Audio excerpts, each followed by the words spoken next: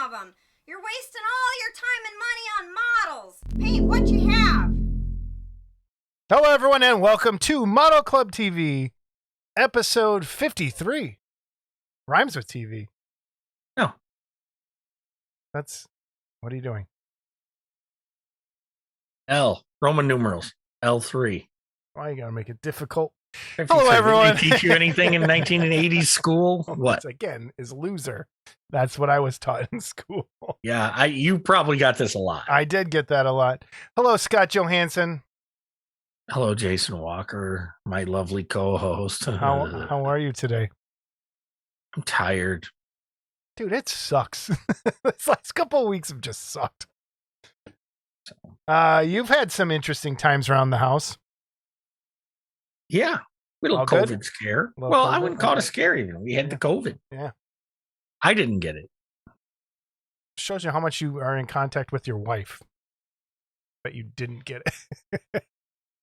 My wife and I sleep in the same bed. How about you and your wife? No, we don't. Okay. And I even slept in the same bed with her until... Who keeps beeping you? How about it's none of your goddamn business? How about put it on vibrate? How about that? I'm going to read it just because you're being a jerk. All right, read it out loud. What's it say? Yeah, okay, now she sees it. I thought you were going to read it. What happened? She just sent me a picture. It was a picture of the radar. Okay. Because first she sent me a thing that said this storm isn't even on the radar. And I said, blow it up. And she blew it up, and there it was. So. Yeah. What were you talking about? COVID. So, yeah, my wife got sick. And I actually slept in the bed with her the first night. And then the next morning when I tested her, she was positive, and I wasn't sick yet. So I spent the week on the couch like a cheating husband. And I never got it. Or if I got it, I don't know I ever got it. And then... Yeah. Oh, there he goes. And then on my birthday... which I wanted to talk about next.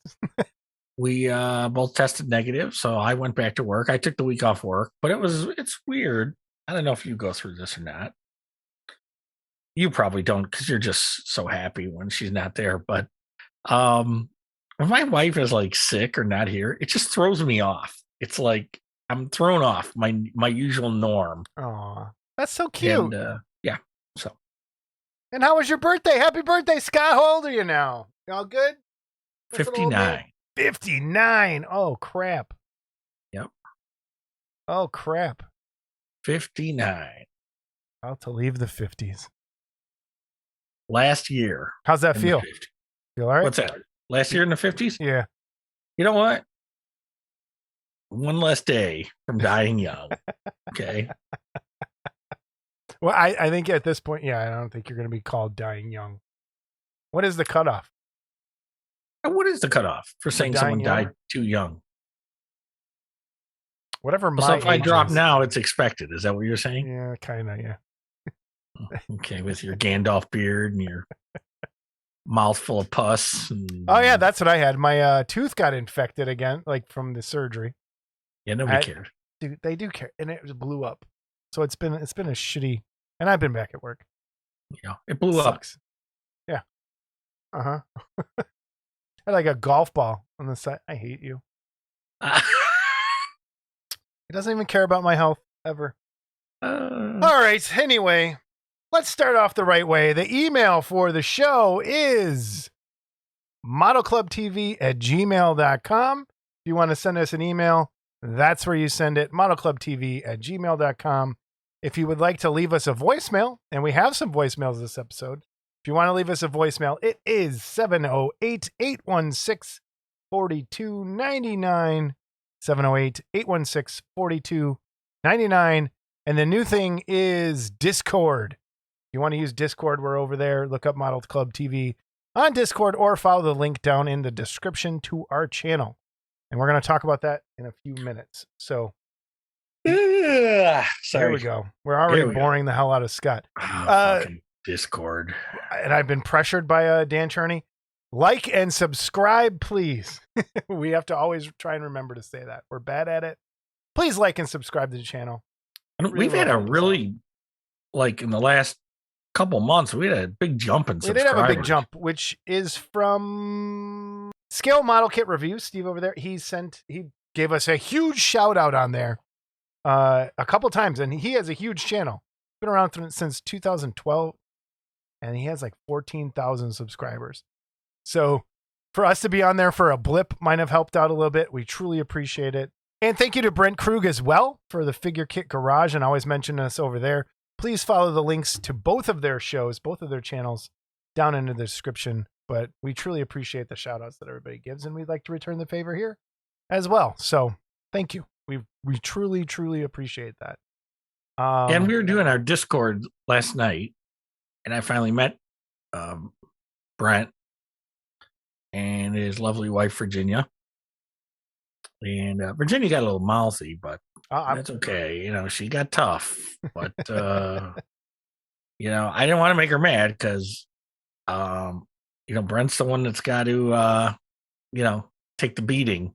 And, you was know. that bad? Oh, no, it wasn't that bad. No, she's real sweetie, actually. So do you want to do the Discord talk now, or you want to wait? Oh, whatever you want. Let's do it now, since we already brought it up. We did an impromptu hobby hangout last night to test it, to see how it works. So it was Scott Lookabill, myself, you, Brian Clark, Jamie Sy jumped on. And then after I left, you said Brent and Virginia came on, right? Yes. Did you miss anybody else? I think that was it. What it does is we have a channel. If you go into Discord, follow the link. There's some text chat channels and where you can post pictures and stuff, but there's a channel called Hobby Hangout. And if you go to the Hobby Hangout channel, it's basically like a Zoom meeting. And what happens is, this just closed up my whole screen. Everybody can join. You can come in, you can share your camera, or you could just be in there, listen to everybody, and then type along as a normal chat room.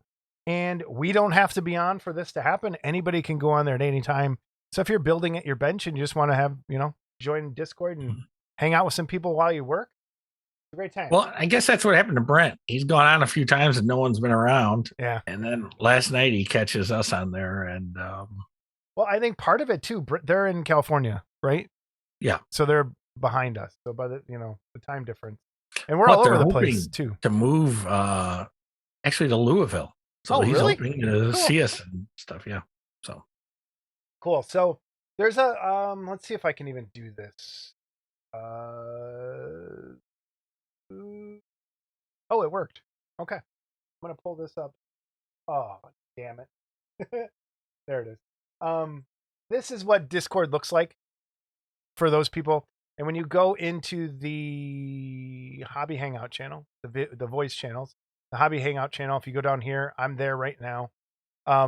What people were having kind of a problem with is if you go down to your name down here in the corner, click this gear, and you go to voice and video, you have to set your input device and your output device, and you have to make sure your mic is working. And I was having some issues.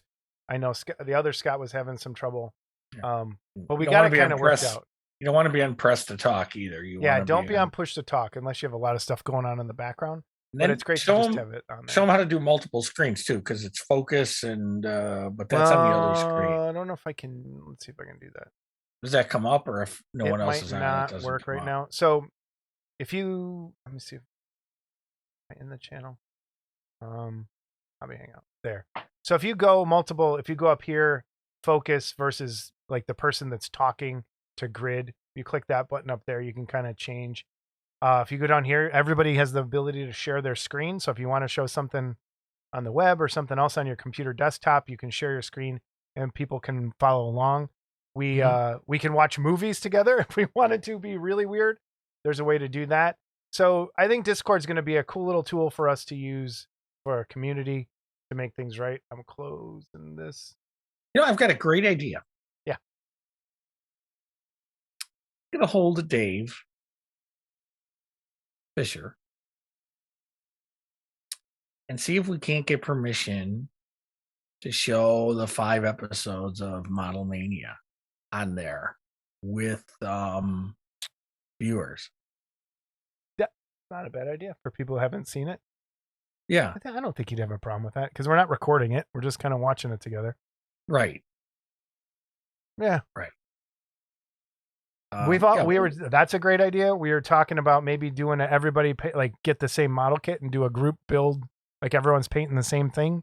But we are planning to try to do weekly and see how that goes. So and a scheduled. We're gonna and a schedule. We'll always put it up in announcements. We'll just say, hey, we're gonna do it this day, but we'll try and do it before. But again, anytime if people want to just jump in there, it's there. So that's the Discord channel. Looking forward. I think it was the worst time to launch it, but I think because both of us have been so busy with other stuff. But we'll get in there more. Promise. You watch any movies, Scott?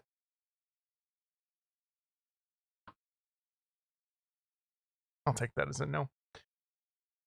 I finished watching Primal. If anyone has not seen Primal yet, please watch Primal. Cartoon about a caveman and his T-Rex buddy. It is fantastic.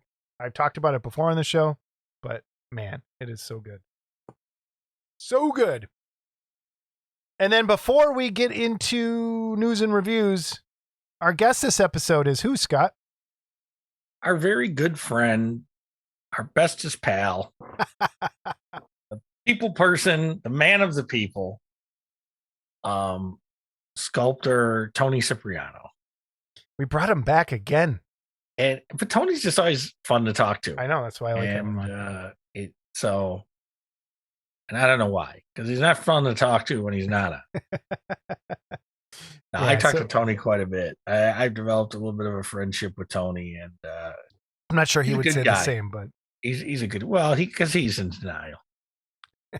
He's in denial. So yeah, we just hung out and chatted for a little bit, and there's some cool stuff in there. So, and have we gotten picnic responses? We have. That was the next thing I want to talk about. So, the cookout, September 17th. We have gotten quite a few, actually. Looks like there's a few people coming from Ohio, maybe some from Wisconsin, other people from around here. So, a couple of things. I'm not going to give out Scott's exact address on here, but Scott, it is in Midlothian, Illinois. So if you're looking for a hotel, I've gotten quite a few messages asking where they should get a hotel. So if you just Google Midlothian Hotel, Illinois, that's probably your best start. Scott, do you have any suggestions for people around your house where they could stay? You know, the area around my house can sometimes get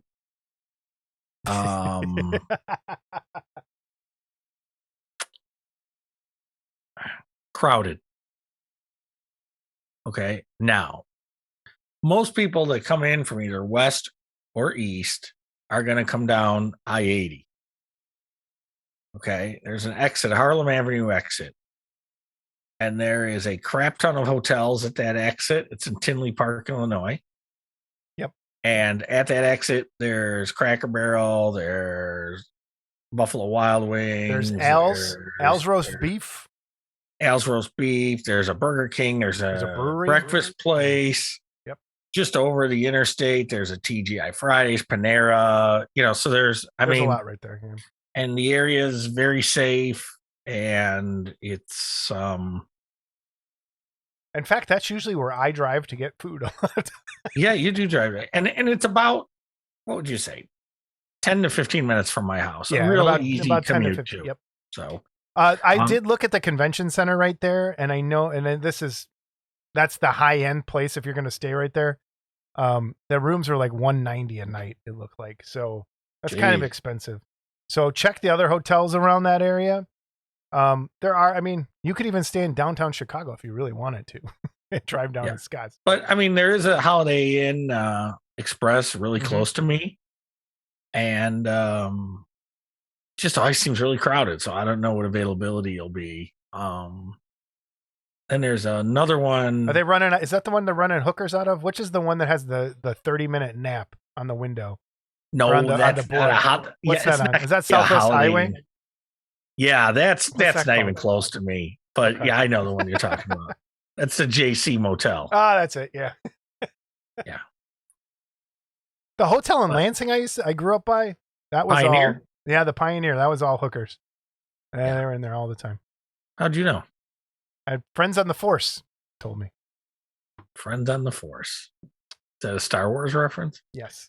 So anyway, we haven't nail down the time yet, which we probably should. Well, let's do it now.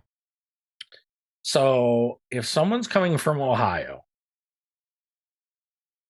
and let's say they're driving 6 hours, roughly. Okay. And they leave at Wait, is this 8 o'clock in the morning. Is this a word? I'm having flashbacks to fourth grade math. And they drive at 8. They leave at 8 and o'clock. And a train in the morning, leaves at what time? and they get here at 6 o'clock, 6 hours. They get here at 2 o'clock.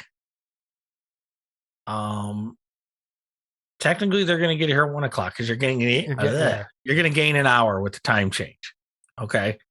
So I'm going to shoot for 2 o'clock, 2 p.m. local time, our time. That doesn't mean if you get here at 3 o'clock, we won't let you in. Okay, we'll let you in. But feel free to leave and come as you want. Like if you have to go, you got to go. Like and there is no end time to this, right? Like we could go as long as we want. Yeah. Yep. Okay. Yes, we can go as long as we want. Correct.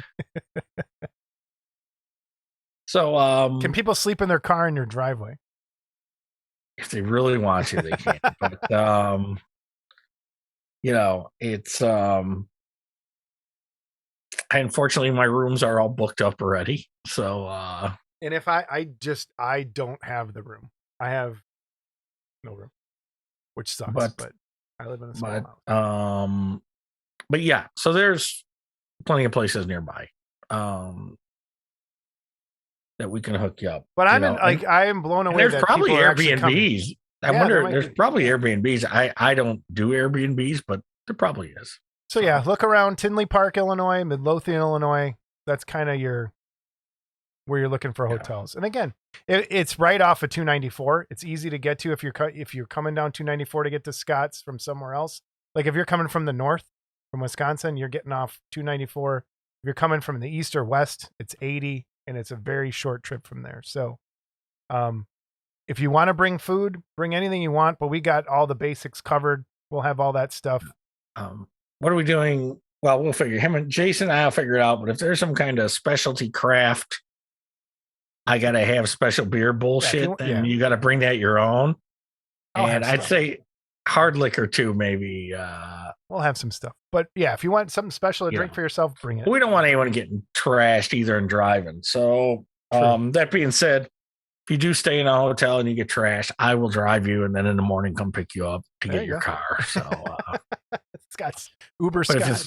But if you throw up in my van, then you're staying another day to detail my van out. So well, awesome. We are I can't believe people are even coming. So this is a go for sure, right? We have enough Chicago guys that are going. Enough. And okay, we have enough. We officially have enough people to do this. So we're it's going to be cool. Oh, please don't rain. That's the only thing. I just don't want it to rain. Well, if it rains, we'll be in my garage. Yeah. I've got a garage back there that's plenty big enough, and so we'll be back there. But it's rain or shine. We'll make it happen. All right. Any other details? Please email us or talk to Scott about close things around his house. He knows a little better in his area than I do. Right. And email either of us for the address and we'll give it to you. Actually, a couple of years from now, I'm going to have a hotel, right? A casino hotel about half a block from it'll be a mile from my house that they're putting in. So people could stay there next time. Who knows? Yeah.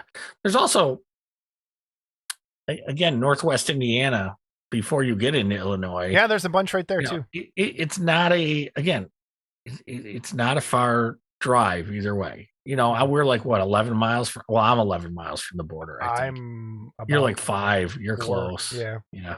So, but anyway, call for the exact address and we can guide you in. Yeah. So, or call, no, don't call. Yeah. Call Jason's number. It is, no, I'm just kidding. But, if you need to physically talk to us, Facebook first, we'll get you a phone number. You get to call us and we just don't want to put it out on the air. So yeah. Awesome. Cookout. It's going to happen. Jamie's coming. I'm going to make her come in an extra car though, so she can leave. And who's going to drive your drunk ass home? Me. Because you ain't Oh staying. wait, over that's there. right. All right, yeah. No, I better not drink and drive. I never do that. What am I talking about? What was that noise? Is that wind chimes? I didn't hear anything. Uh-oh. I think I'm having a stroke. What's that? What's that? It was my Ring doorbell. My Oh, no. stepdaughter Okay. stepped outside to have a cigarette and it went off. You knucklehead. Oh, it scared me. All right. Rick Lindy. I saw him post this on Facebook, which was his Troy Nehart build-up. Nehart. Why did I say Nehart? Nehart. It's fantastic. I have a good Troy story, by the way. But okay, we'll say it right after this. So Rick Lindy did this build-up and said, hey, man, send us pictures because this is fantastic. So stick around to the gallery at the end to see all these great pictures. And then he also sent me pictures of the organ that we talked about last time, right, Scott? Not that organ. Oh, the organ from Phantom of the Opera. Yes. Matter of fact, I'm still waiting on one. But okay. Yes. Cool. Yeah, he's produced this. So we'll have some contact info, but you could look him up on Facebook, Rick Lindy. It's there. Really cool. So more pictures of this in the gallery as well. Check Every time Jason says Rick Lindy, the bells go off. Yeah, what's up? An angel gets its wings. Every time you say Rick Lindy. I spoke to Rick actually for the first time a couple of weeks back. Just really nice guy. So wonder if I'm not sure if he's planning on coming to the cookout or not, but he plays in a band a lot. So he may be booked that day, but yeah. He's a super nice guy. So cool. Okay. I don't know why he'd want to hang out with us. I don't know why anyone would want to come, like, whatever. But I'm excited that people are coming. Giveaways. You want to do your feet first, or you want to do the other ones first? Well, let's do the feet. Let's do the feet. And the winner of the foot gargantuan still. Oh, I already packed them up. And this one, okay. That's why they're not here. All right. So from Pestilence Labs, we have our Gargantua, we have Gira's Rage, and we have the Creature Hand quarter scale going to Tony Lamb. Tony Lamb. With a correct guess of 112. So, Tony, congratulations. Good guess. And so much for extending this content. Yeah, and you were so worried about it. It'll take forever for someone to guess it the way you want to do it. And what was funny is I think it was Brian Donahue who had just won a contest. His first guess, I think, the week before was 113. So he was like right there. So Tony had 112, and he's our winner. Yeah, congratulations. So he won last week something when we pulled names. And so he messaged me saying he's going to be somewhere. And I'm like, oh, wait. I'm like, good to know. I won't be sending something else right away. So I have to hang on to it for him. He won't probably see this for a minute. But Tony, congratulations, man. Good guess. Good guess. We'll do more of those later. I think that'll be cool. Okay. All right. Aliens. How many entries do we have? Look like a lot. I didn't count. This, I think, is the most we've ever had for something. Wow. I'm not even kidding. So let's see if I can pull this up. All right, here we go. Wheel of names. Gonna hit shuffle. And what should we pull for first? The Predator, Guyver Ship, Close Encounters, Brushes. Which one should we go for? Predator. Spinning. That's what I have to give. I have to send in. For the Predator is. There we go. Gutierrez, J.E. All right. Now, he gets the Pred. Gonna remove him. Oh, just a heads up. And if you disagree with this, Scott, let me know. We had two people that won last week enter in this one's, and I did not enter them. Seems fair. We mentioned this a few episodes ago, actually a while ago, and we keep forgetting to say it. If you won something in a previous episode, sit one out. Let some other people win for a minute. We've had people that have won like 3 times and other people that have been entering since the beginning of the show and haven't won at all. So let's be fair just for a minute. Let's see if we can give it a try. Okay. All right. Now we're going for what? Predator, Guyver Ship, Close Encounter, or let's do Guyver Ship or Close Encounters. Which one? Guyver Ship. Why not? Guyver Ship. is spinning. Bye-bye. Michael Kelch. Mike Kelch. Congratulations. Yay. And now we have 4.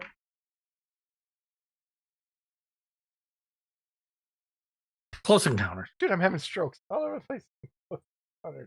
From Paul Gill. And the Button? Guyver ship was from Tony Lamb. The Predator was donated by Phil Kupka. And then our mystery donor gave us those brushes. So here we go. Close Encounters. Close Encounters. Something Jason's had many of. Laura Stan.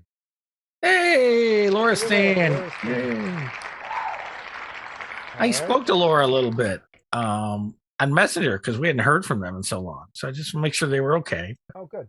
Everything good? They working on stuff? They're busy. They're just they're busy filling orders and working on the next piece. So hopefully we'll have a sneak peek pretty soon. All right, I shuffled a bunch. Now for the brushes donated by our mystery donor a few episodes back. Here we go. That pack of brushes. And that. Neil's Model Works. Neil's Model Works. Congratulations, sir. Okay. And Alien? I don't know. one more. As a bonus, I have 2 X-Files busts of Mulder and Scully. 3D printed? 3D printed by me. Wow. There you go. And these are going to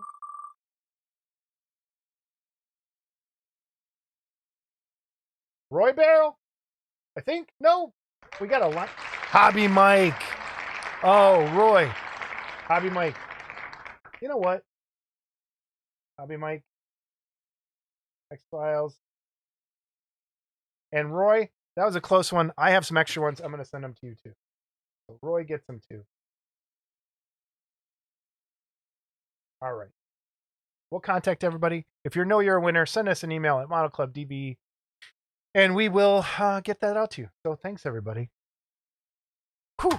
Giveaways. Giveaways. This is the last one I have to mail out. Oh, no, I still have one downstairs. Oh, yeah. I mailed oh, man, this is going to cost me.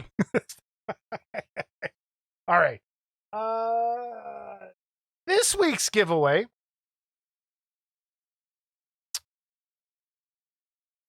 It's got a theme. Creature from the Black Lagoon as half the theme. All right, we got a Creature from the Black Lagoon theme. Our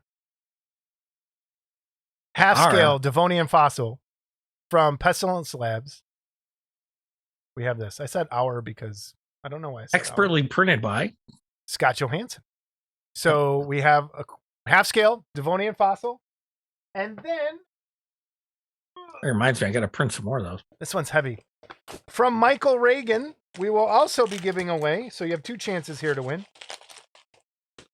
his awesome new creature bust that weighs a ton. Dun, dun, dun. To go with those other Cipriano busts, which goes with our theme. Although it's a lot bigger. It is bigger. Just so everyone knows, it is bigger, and Tony did not sculpt this. Right. Let me give the details. I have them right here. I did have them. Oh. Dun, dun, dun. Hey, Jason, I hope you are well, or at least feeling better. I had a couple teeth extracted, and it will be a while before they can go out filling the gaps, but I know your pain. I know, man. I wish more people knew my pain. No one cares about Anyway, allow me to introduce the green guy.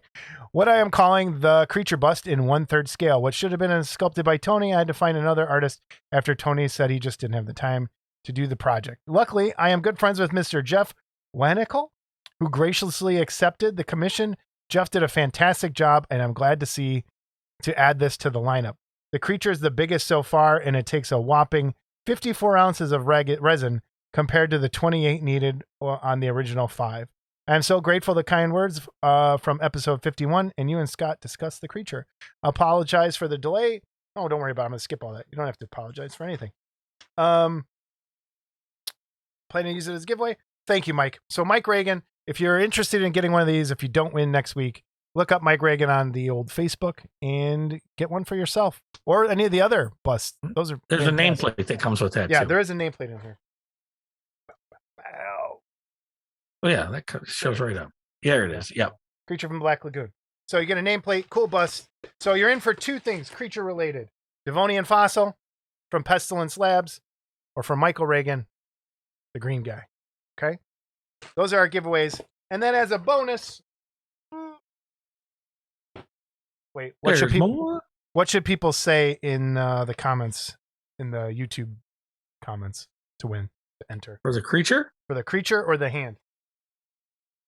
Let's give Paul some unsolicited advertising. Let's say Gillman. There. Good. Gillman. Perfect. Okay. And then as a bonus, if you're not interested in anything creature from the Black Lagoon related, our one of our bestest friends, Chuck Homolka, gave this to us at Wonderfest. And it's a Batman resin kit. And we're going to go ahead and give this away as well. We pull this out so people can see it. Done. Cool little bust. Wow, nice. Yeah, nice little Batman. So for this one, you have to say I'm Batman in the comments.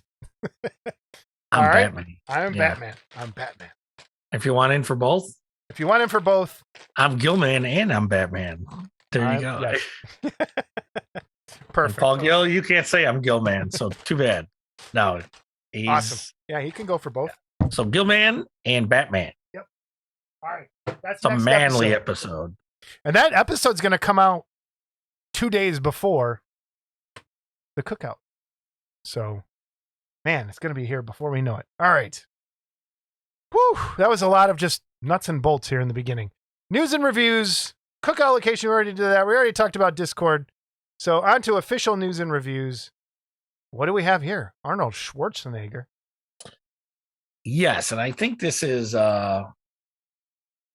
boy, if I screw this up, I'll be in trouble. I think this is Gilbert. I think this is oh yeah, because I always catch the heat from the Paul Gill for screwing something up. So yes, Scott, what is the name of this kit? Just shut up. Hold on. So this is a Gilbert. I was right. Okay. This is the first in a series of a whole new line of quarter scale busts from the 1987 classic Predator. They're starting with Dutch. They plan to do the entire troop, finishing the line with the big badass Yajua himself. Okay. So stay tuned for further details. And there's also, because I just saw this, so we'll put pictures up here.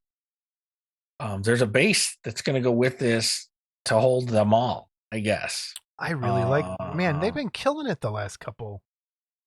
And the digital code that's on here actually says stuff. But it says on the website, go to Gilbert Models to view this base that's going to be out. But they did it. So if you're a member there, you can see it there. I don't want to share it because it says don't share. So I don't want to share just yet. But you see the base? I did. That's cool. So the first release here is Dutch. And Jeff Yeager. The first was the Judge Dredd, wasn't it? Dutch. Oh, well, Dredd. The first in the Predator series. Okay, I'm sorry. First in the series. This would look cool, covered in mud. Like to be. Oh, this is a great idea. I'm excited about this. So Gilbert, check out Gilbert over on Facebook. Check them out. Got to relearn our button system now that it's changed. Awesome work, guys.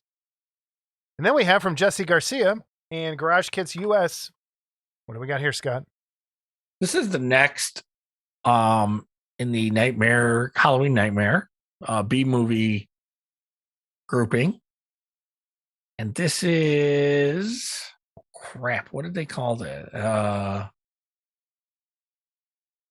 Well, our brains aren't working today, everybody. Please. Grand Theft Saucer, I think. Okay. All right.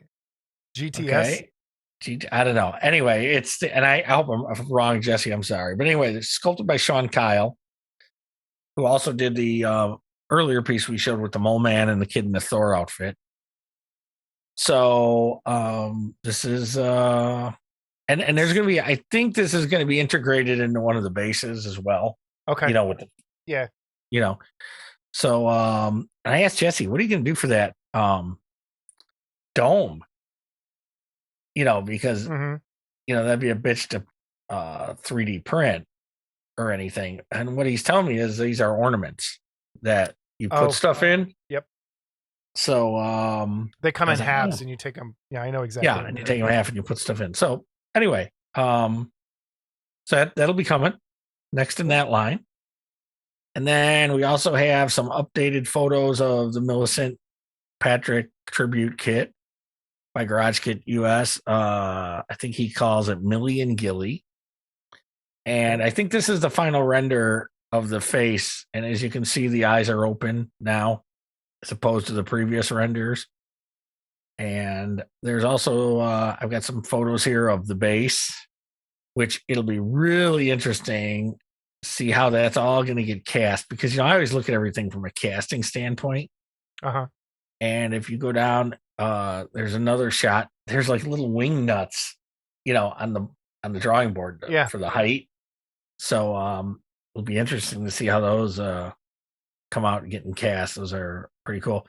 And then this little print here, this is going to be either a decal or something to go on the drawing board, because this is kind of what's on the drawing board on some of the photos that you see. I like that. As a decal, that I think it would look cool. Yeah. So that's coming along. That's and that's going to be quarter scale. If I didn't mention that last time, that's going to be quarter scale. So okay, I saw also this sculpted by Sean Kyle. So all right, what'd you see? I saw this a couple days ago, and it was on. I think I saw it a few places. I think I saw it on Resumaniacs. But this is Vengeance Studios. They have a Patreon, and I'll put that link up down below. But this is Last of the Mohicans. This is like, if they could do all the characters from that, I would just be delighted. I love this film, and I don't think it gets enough love in the Garage Kit world. And there's a lot to pull from there too. So this is looking pretty cool. It looks just like Daniel Day-Lewis. It's a great. Is this going to be a kit or an STL? Yeah, it's an STL. Well, he said who wants a kit, so I think you might be able to order the kits, but on Patreon, I'm pretty sure you can just get the files and do it yourself. Okay.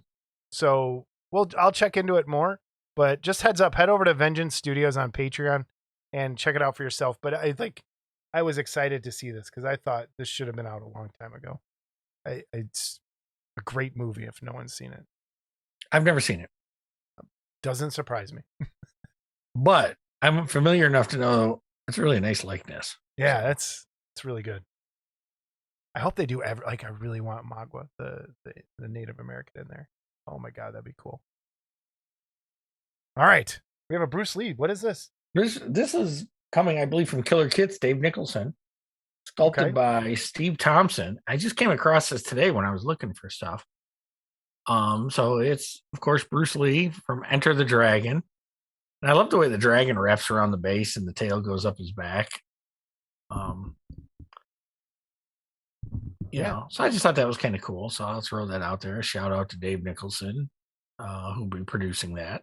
Oh, and I'm glad you found this other one because I saw it and then totally forgot.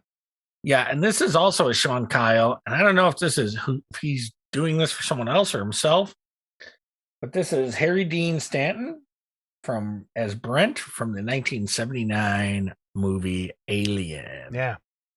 That's a great likeness. And, it is a good likeness. And again, and this will go into, you know, when we talk to Tony a little bit, for those that say you can't get a good likeness digitally sculpting something, pretty sure this is digitally sculpted. And that's a hell of a likeness. So, yeah, I don't remember.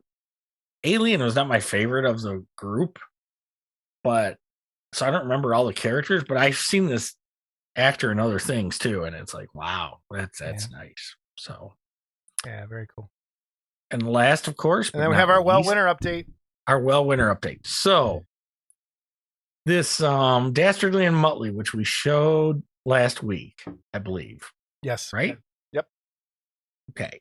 That is now up on CG Trader. So right now, you can buy this whole diorama. All 4 planes, the pigeon, the mountain. Okay. And the mountain's cut up. So hopefully it'll fit on a printer. Okay. Now this is until September 31st. You can buy this whole STL for $60. Okay. Now keep in mind, he sells the planes for $30 a piece, and the pigeon for what's he sell the pigeon for? I'm looking. Bear with me.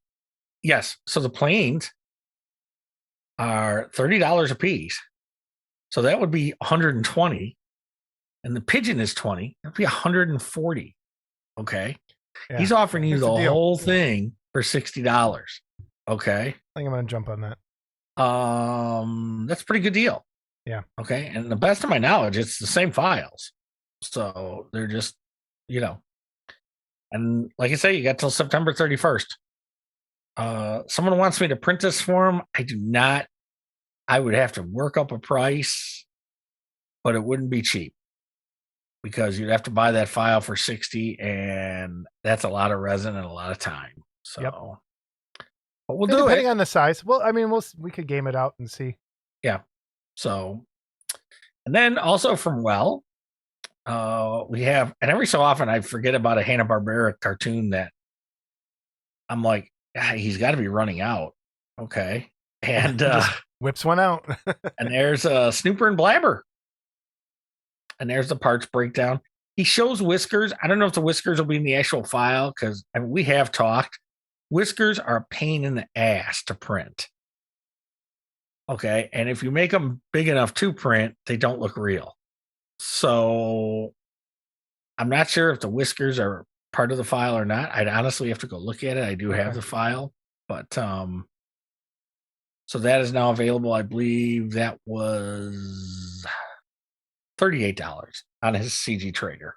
So, and he still has his Patreon going, and all his other 111 models on CG Trader.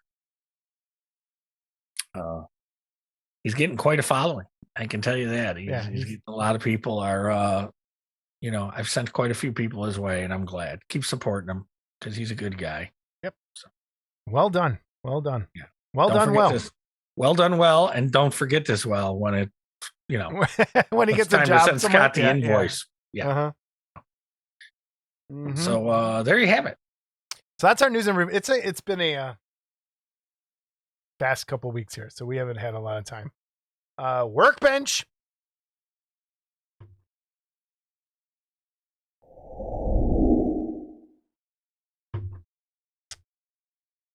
Scott, you build anything? Well, we can both talk about. Yeah, go ahead. I printed a bracket for my ice maker that broke. That is the beauty of FDM printing.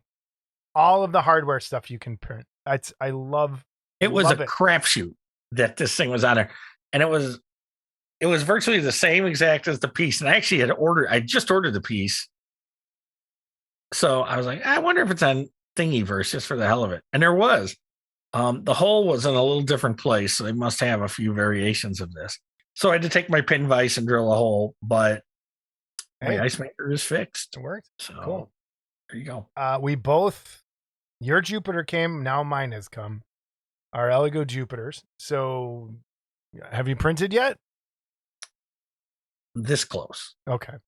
I distilled alcohol yesterday, which basically cleans the denatured alcohol crystal clear again. And so I'll be getting my wash station back up and my pre-wash ready to go. And then it's print time again. So got a couple guys I'm printing for. They're being very patient. And I appreciate that. However, I don't have their money. I don't take money till their stuff's ready, but there are 3 guys waiting, so I got to get busy. I print faster than Scott, guys. Just let you know. And it shows too in the quality. I have to. That thing's heavy, man. You were right. It's a monster. So I had to do some minor construction in here to, you can't see it. It's over there. I had to put a 2x4 up to help support the table where it's at and move the Saturns. And I put up some more SCADA stuff. So everything was fine. When I finished my bench and that bench, I felt good. And then the Jupiter showed up and I'm like, damn it. I didn't even get a week of like things in order.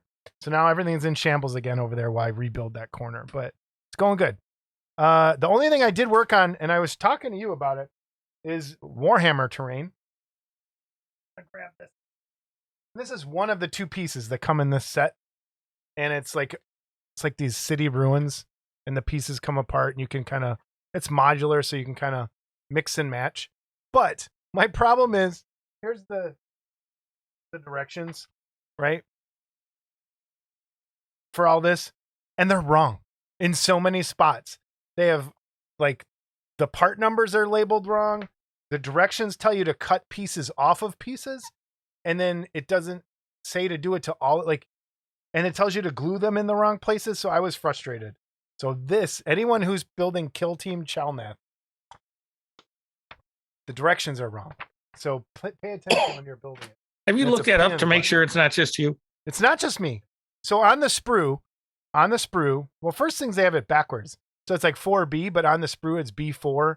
And then on the page, but then there's an F in front of that because it's step F. So it's like step F, it's like FB4 instead of F4B. But then I'm like, well, I'm looking for part F or part B. Like it's all messed up. And then you sunk my battleship. I know. That's what it was. And so then there's like the supports have, I don't know if you can see this. There's this row of skulls up here, right? On some of these support pieces that are underneath. How do I get this in there? On these, you have to cut that row of skulls off. And on some of them, it was saying to leave that row of skulls on there. But you can't. You can't build it that way. So you have to go and snip them all off. And it was totally wrong. And it was frustrating. And I think the reason it happens is they screwed it up. It probably was me. But they use the same parts for different kits. And so I have a feeling the sprues were labeled for something else. And whoever redid the instructions just did them. It sucked. And I was mad. And I got my Skaven team ready. So I've been for Blood Bowl that I invited you over to play. I'm doing my Skaven team, which is all Ratmen. And I finally got them primed. Are those printed or are those bought? These are bought. Oh, not all of them. I printed out a whole bunch of star players for other teams, but these are all bought Games Workshop ones. I think I'm looking for a good Rat Ogre. I don't like this Rat Ogre. I know you don't know what that means, but he's like the big tough guy of the team. That's really dumb. So they're all primed and ready to go. So that's my workbench. Just same old while stuff. we're talking about digital stuff real quick. Yeah. I just want to mention the fact that big Looney Tunes diorama that I printed way back, one of the first STLs I showed everyone. There's some scumbag on CG Trader took that file and was selling it as his own. So I reported it. CG Trader was awesome because they send me an update saying this is what we did. So they sent this personal warning, blah, blah, blah. But a week later, I'm looking, it's out there again. Same seller. Sent it to them again. I said, hey, second time. They send it back to me. They said the account's been suspended and all his models removed. So that's good to know. It's good to know that CG Trader will at least take some action. It's bad to know that there's somebody out there that really feels the need to make money off somebody else's work. Okay. Yeah. I mean, it's not an expensive file. Yeah. It's not an expensive file. It's $23 file. And this guy's selling it for $10. It's like, why? Why? I'll tell you why. Because you're a scumbag. There's a lot of scumbags out there. But it's good to hear that, like, the policing of that, they listened to you and they investigated it. And you find that the fact that you get to find out what happened, you don't usually, that's a step that usually doesn't happen in a lot of those places. No, so. And as a few years of being a union steward and stuff, where we'd have to go against members of management. Yep. And stuff. They'll never tell you what they did to discipline management. They'll never tell you an outcome. It's a personnel issue. Yeah, and it's what frustrating. That's what I would always hear on my end of that stuff too. Yep. We can't discuss that with you. It's personnel. And so you never really got the satisfaction of so-and-so got in trouble because he was an ass. Right. But so in this case, so-and-so got in trouble because they were an ass, and that's awesome. Awesome. Our guest this episode is Tony Cipriano, or Cipriano if we're Italian. It's his second time appearing on the show. It could have been his third, but he forgot last time. Yeah. Oh, that was so funny. Yeah. But and Tony's always an interesting. This is a conversation about a little bit of everything, and Tony's just an interesting guy.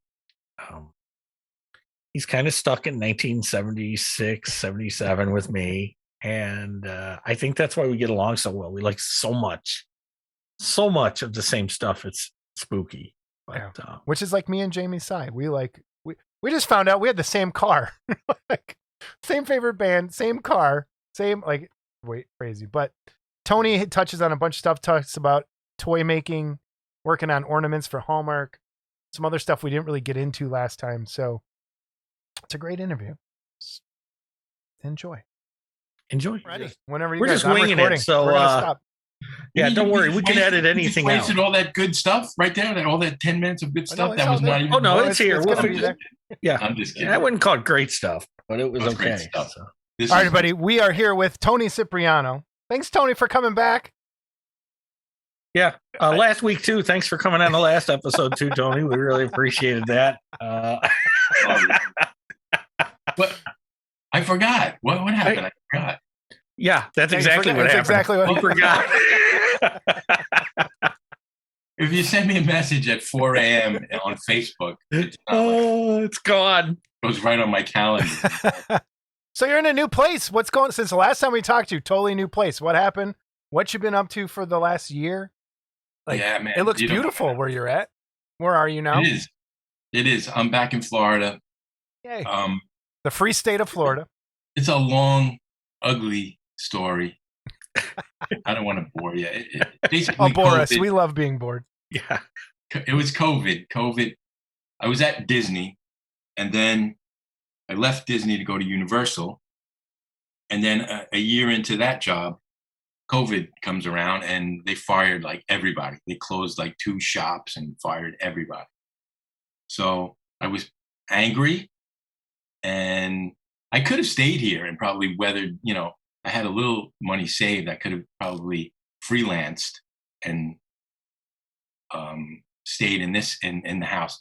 Well, I lived across the street. This is a new house. I moved back to the same street. I was so pissed off at Universal and I'm still pissed off at Universal, that I just said, screw it. My daughter was up in New York, and the kids were kind of like, didn't know what they wanted. They missed their friends. So we moved back to New York, and that's the last time I was on. I was in a basement. Right, yeah. Yep, yeah. And we lasted 8 months. I said, what are we doing? 2 feet of snow. As soon as we got there, 2 feet of snow comes. I remember the move talk. How long were you in Florida from the time you were in New York? How long were you in Florida before going back? 5 years. I was down here for about 5 years. So just in those 5 years, how much had New York changed? Quite a bit. Yeah. Okay. It was not the same. For me, it was always about the people anyway. It was always like my family. I missed my family. And most of them are dead now. So there's nothing holding me up there. The people. You had nothing to do with that, right? Yeah. The Italians, hey. Family. So. But there's nothing up there for me anymore. Everybody's spread out. The ones that are left are kind of spread out. Nobody sees each other. They've all gone completely nuts with politics, and that's kind of how I feel about Chicago. Like when I left the city for the suburbs, I was like, I'm going back. And then I went back for a little bit, and it's not the same. It's just not. You can't go back sometimes. To quote Lord of the Rings, you just can't go back sometimes. I think that quote came a little bit before those. Yeah. Yeah. Well, he was born in like 1980 or some shit. Can't go home. The book. A book, whatever. Who read that fucking snooze fest? Oh, jeez. You know Jesus what? I Christ. never saw any of those movies, and I never read the book. I read The Hobbit. I didn't read the other 3 books. I tried to read the other 3 books. I couldn't stay awake, No. like watching this show. So it's Yeah. You know, it's another thing like that is everybody raves about what's the guy's name? The horror writer. Stephen Wes King? Craven, Dean Koontz. No, the old guy. Lovecraft. Lovecraft. Yeah. Yeah. I tried to read Lovecraft, and I was like, what? I love Yeah. this stuff. I read it a lot. I can't do it. I can't get past Poe. I love Edgar Allan Poe, but Poe's great Lovecraft, too. I can't. Yeah. I can't do it. Man. But Wow, We need more Poe stuff. Like, Yeah, it'd be we cool to need have more more Poe kids. that'd be great. Maybe you should put yours back out, Scott. What's that? Oh, it's not really mine. Oh, So yeah. I was on a consignment deal on that. Okay. So which But, one? the Dennett one. Remember the old Dennett one? Sure, you produced that? Well, I produced a re-release of it. So, and I actually have. You're a recaster. No, it's not stop it. No, I only recast that Cipriano stuff. So get my hand on those STLs. They're going on CG Trader tomorrow. But it's I had my buddy ended up living with the original producer who I knew for years. He like taught me how to mold and cast. So he actually gave my buddy the rights to do it. And I have the resin masters. He's one of these guys that made resin masters Yeah. of You got like where he did half the mold too. So all you had to do, all you had to do is like put cardboard or whatever around the square, right. and pour rubber in it. And it was like, I'm like, there's no way this works. Cause you've got the front half of a piece and the back half of a piece, Yeah. 2 separate molds. And it worked, man. It works like a charm actually. And so I still have those in my garage, but When are you going to get back into producing again? Good question. I'd like to know too. That's a great question. We're interviewing you, Tony, not me, for crying out loud. We should interview Scott about his where's the big Galuna? Where's that thing at? Huh? That was Yeah. you too? I didn't know that was you. I thought that Well, was Iceman. Yeah. That was Dice Man, but I have permission to re-release that. I mean, I still have to give him some money, so it's part of the deal. It's kind of a joint thing. But I have to have somebody mold it because I've never made a big shell mold before like that. And then once I get the mold, I'll cast them. But Cool. it's hopefully by Wonderfest next year. I've You made a guys- shell mold. I'll come do it. You're an idiot. I don't want you touching my shit. Okay. Felix and Oscar. Dude, he touched my computer one time. It was like 4 hours getting it back to normal. I said, don't ever touch my computer again. Okay. You guys use Macintosh or PC? No, PC. Yeah. PC. PC, both of you a PC? I am Both PC of as well. them, yeah. And we found out yesterday in our Discord chat that Scott doesn't even have his wired in through an Ethernet when we're doing all this video stuff. It's Ethernet, you moron. It's Ethernet. Yeah, it's Ethernet. It's I like bi-weekly Ethernet. It's bi-monthly Ethernet, yeah. So Ethernet. I'm not hooked up to the Ethernet either. You're I'm- fine. It's Scott so am that I. we're He just likes to bitch. Okay. I need more light. You can't see as much of my pretty face as you Oh should. God, no. There you go. There we Look go. at that. There we go. And my son just helped me put up these freaking LED things around the. Oh, You look wow. like a high school kid on their Zoom Yeah, class there. woo! So, So are you working for someone specific down there now, or you're just still freelancing everywhere? Both. I'm freelancing as much as I can for like Hallmark and a lot of Christmas ornaments and stuff. But I'm full time right now with NECA Toys, Okay. which is fantastic. When I was up in New York, I was freelancing, and I was freelancing for NECA, and I said, "You guys hire in-house sculptors?" And the guy said, "Yeah, man, we could do that." I said, "But I'm not moving to New Jersey because I just went through a crazy move, and I'm not moving again. And I can't commute from the tip of Long Island to New Jersey. It was like 3 hours or 2 hours." And he goes, "No, we have sculptors all over the country, and we have art directors all over the country. You can work from home now." And I said, "Forever?" And he goes, "Yeah, man, work from home." And I said, "I'll take it." So That's great. Can we talk about that for a minute? Like let's start with the ornaments for Hallmark. Like, so Christmas is coming up. This Christmas coming up. When do you start on those? Like, when do they give you the designs? Like, how far in advance? And then how long do you usually have to work on an ornament for like the next season? They're pretty good about it. They're way out, way ahead. I've done ornaments 6 months ago that are not coming out until, Okay. the following Christmas. So they're good about giving you a lot of lead time. And their deadlines are pretty good too. Hallmark is good, and it's not a conflict of interest with NECA either, because NECA's doing action figures, so they don't care if I'm doing, little Christmas ornaments, doing that type of stuff.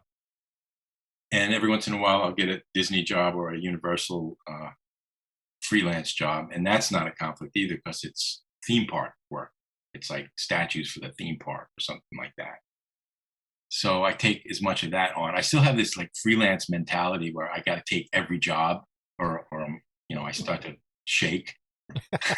They did it for 20 years. Like, if I don't do it, I'll never get it again. I know, and it was scary, man. Freelance was very scary. So I'm happy to be like full time finally. Again. So we just saw you did some Monsters piece from the new Rob Zombie. Yeah, that was NECA. That was all NECA. That was NECA, and I remember that Turtles stuff you showed was really cool. That's NECA. They have the Turtle license and they have the Universal Monster Right. license. So they did like a mashup. So how far in advance? Maybe you're going to ask the same question. Go ahead, Scott. Well, no, what I was going to ask is the difference in when obviously sculpting an ornament is usually just a one-piece sculpt. You don't have to break it up into pieces. You do a garage kit or something for yourself, you break it up into pieces. Yep. So when you when you do a toy, do you have to do the toy with the design in mind? Like, do they say you got to do certain joints here? So like maybe it even screws up your normal anatomy that you would normally do. Yeah. Yeah, definitely. Yeah, that's another beautiful thing about the toy work is you do a T-pose. You just do like a standing T-pose, and it's all symmetry, and you just basically have to sculpt one side and the computer does the other half. But yes, I'm supposed to be cutting it apart into components and putting the ball joints in the neck and the arms and the hinge joints in the elbows and the knees. But I'm not really that up to speed yet with the joints. So they have a guy in-house, a great sculptor. I just give him the T-pose in one piece. I cut it up, They have a joint guy, a joint guy. Yeah. A joint guy. Yeah. I used to have a joint called guy. the articulator. I think it was different. Yeah. But he does all the articulation for me, which is fantastic. But I have a whole bunch of tutorials a friend just sent me. So on cutting joints into action figures. It's like a science. It's like another skill set, It's like mold making. And not everybody makes good molds, Yeah, so we know. Articulation is like a whole nother mindset, You gotta make sure that the elbow doesn't. You gotta put like a little block there so the elbow doesn't overextend. So I gotta get up to speed on that. What? How far? So take the Munsters toys that you just did for the new movie coming out, new TV show, movie. Yeah, movie. How long ago did you see those pictures? Yeah. Can you talk about that? Yeah, okay. Quite a while ago. I was up in New York when I was doing that. I think when I was on your show last time, that's what I was working on. But I couldn't say anything because you have to sign all these NDAs and non-disclosures. Yeah. They didn't show anything at that point. So I had a lot of reference, and I was just like, it looked okay. I didn't see the trailers yet, but it looked okay. I still don't know why they gave Grandpa that handlebar mustache. Because everything else is pretty much, the house is like. The house is dead on, yeah. Yeah. But what was the question? Like, how is it hard to keep that secret? Like knowing, no, okay, Grandpa's got a mustache. No, hey, I know as long Grandpa's as they're got a mustache. money, he don't care. Yeah, no, exactly. Hey, he's Italian. You can buy the secret. You can buy the secret. The money's there. You just buy the secret. So. I see all these people arguing online about all this crap, and even when I was at Universal, it's pretty much announced already that they're making 4 new theme parks, right? But they didn't. I don't know if they have announced it or if they haven't. They have now. No, I think I saw something recently somewhere that it was. It's all over the internet with what they're doing. But what are they doing? I missed it. If you look on YouTube, you'll see there's 4 new lands, a big theme park with 4 new lands, and each land has its own theme. And I was bursting. I'm one of them I was pretty excited about. The other 3 I didn't really care about. But I don't know if they announced it yet. Okay, so we won't say. All right. I'm not even an employee anymore, but I'm still freelancing for them, so I don't want to. Yeah. Oh man. I've seen. It's not hard. I've seen some online stuff that, we'll talk when Tony's gone. So it's right up your alley. Yeah, it's all out there. It's all out there. Yeah. So that's cool. If it's what I think it is, that sounds pretty cool. It's not. Well, wait till you see it. All right. Yeah, we won't shit on the Monsters trailer again because we already did. But did you? Did you? Oh yeah, we did. Oh yeah, it was a long. Yeah. Yeah, it was a long. But is it? Do you hate sculpting things you don't like? I no, not really. If they're as long as the money's right. Kind of, yeah. It's. I hate the way that sounds, but I mean, I was. You're probably a turtle generation. I do. Right? You grew up with the Ninja Turtles. I did. I was already.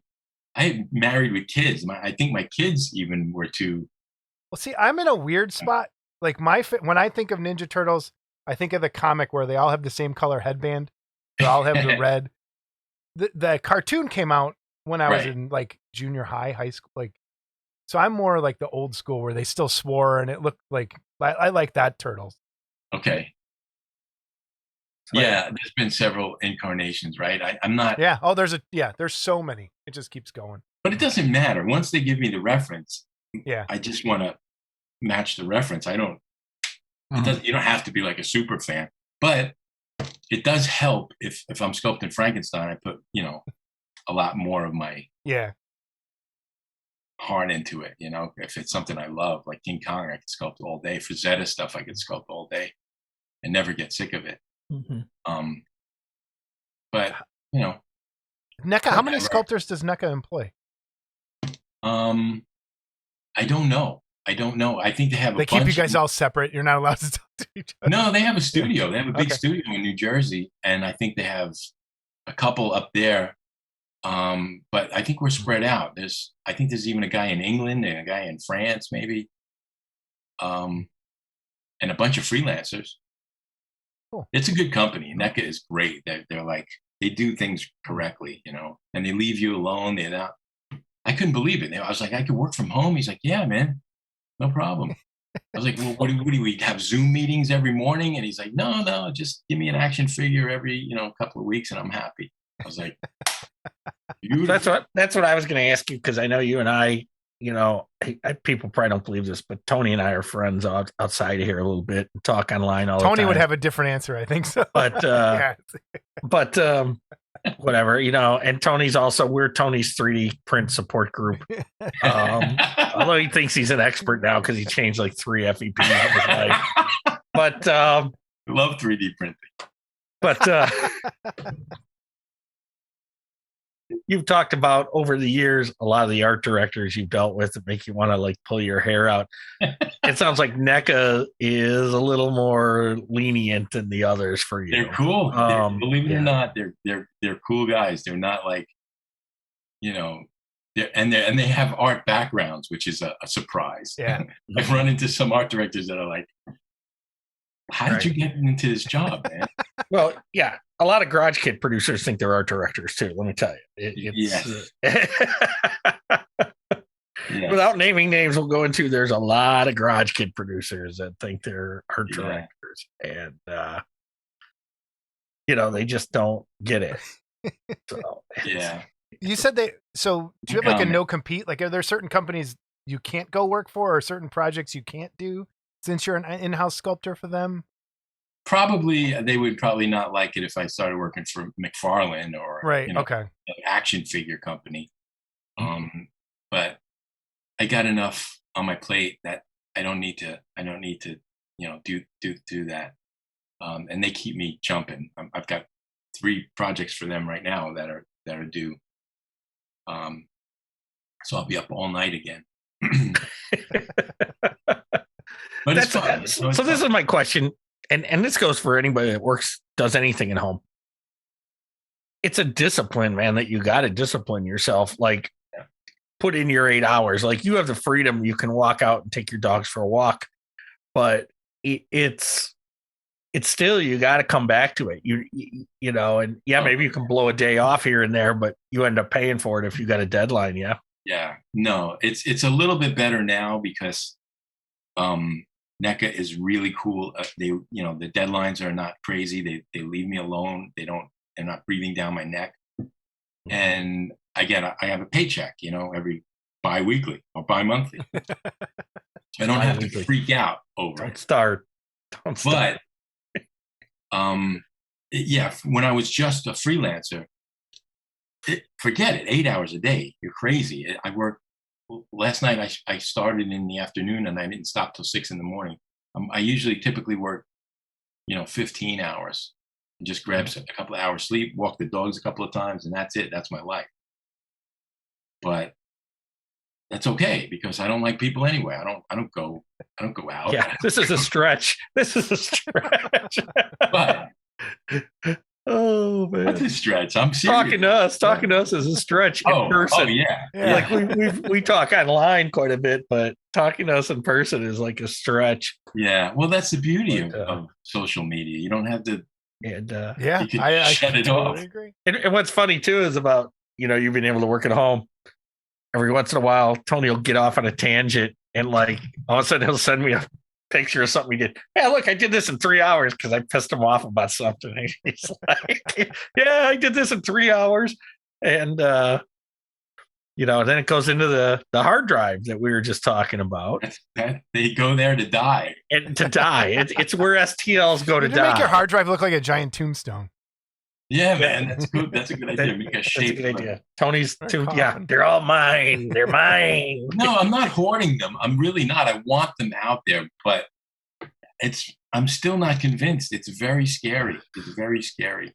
No, and I don't blame you. And I've caught the same guy selling the same file twice on CG Trader, which is a legit place. Okay. Yeah. And now the good thing is I reported it. They sent the guy a warning. The second time I reported it, they told me they got rid of his account, and that's great. But he still did it. That's the thing that it's like. But it kind of backs up what I said. Is like if you have an audience, they're going to police that for you. Like you policed for that guy. To a point. To a point, you will. Like when you have a big enough fan base, they're going to be like, dude, this guy's ripping you off, and they're going to go and turn him in. You just got to make sure you'll never get them all. It's like recasters. You'll never get them all. It's. So yeah, it's a tough. I see both sides of it. I really do. It is recast. It's just like recasting. Mm-hmm. But it's worse. I think it's scarier than recasting because a recaster in the old days had to buy silicone and you had to buy resin and you had to go in his garage and you had to do all the work. Now you don't even have to do the work. You just apply copy and paste, upload. Yeah, right. It's crazy. Well, and like you and I have discussed too. They can take and I don't know if people can see it, but there's an awesome Iron Man sitting behind Tony there that he did, and a Space Ghost and a Mitor. Is that Mitor or is that? Yeah, that's Mitor. That's Mitor. I haven't Herculoids yet. Yeah, and so there's the Iron Man, and it's awesome. And the bad thing is if Tony put that file out there, okay, basically someone that's good with ZBrush or whatever could grab that thing and modify it. Yeah. And, it's basically what do you call them? Because you said asset. Yeah. Digital assets. Yeah. And Tony was telling me about there's when you work for Disney and some of these companies, they have these assets that you start out and then you can move them and do what you want with them, right? Modify them.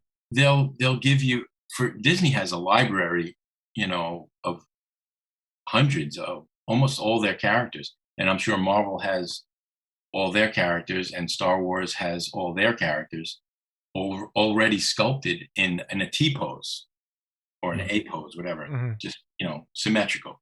And what they do is they give those to their licensors,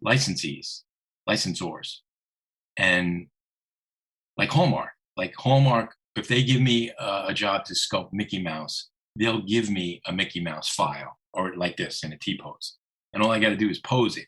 Sometimes, if it's like an obscure character, they won't have it. And I'll have to do it from scratch. I'll have to sculpt it right from the ground up. But what I'm sure people are buying, how do you pronounce Well's name? Well, just like that. Well, like Well, yeah. I'm sure people are buying this guy's files and changing the pose and putting out their own kit.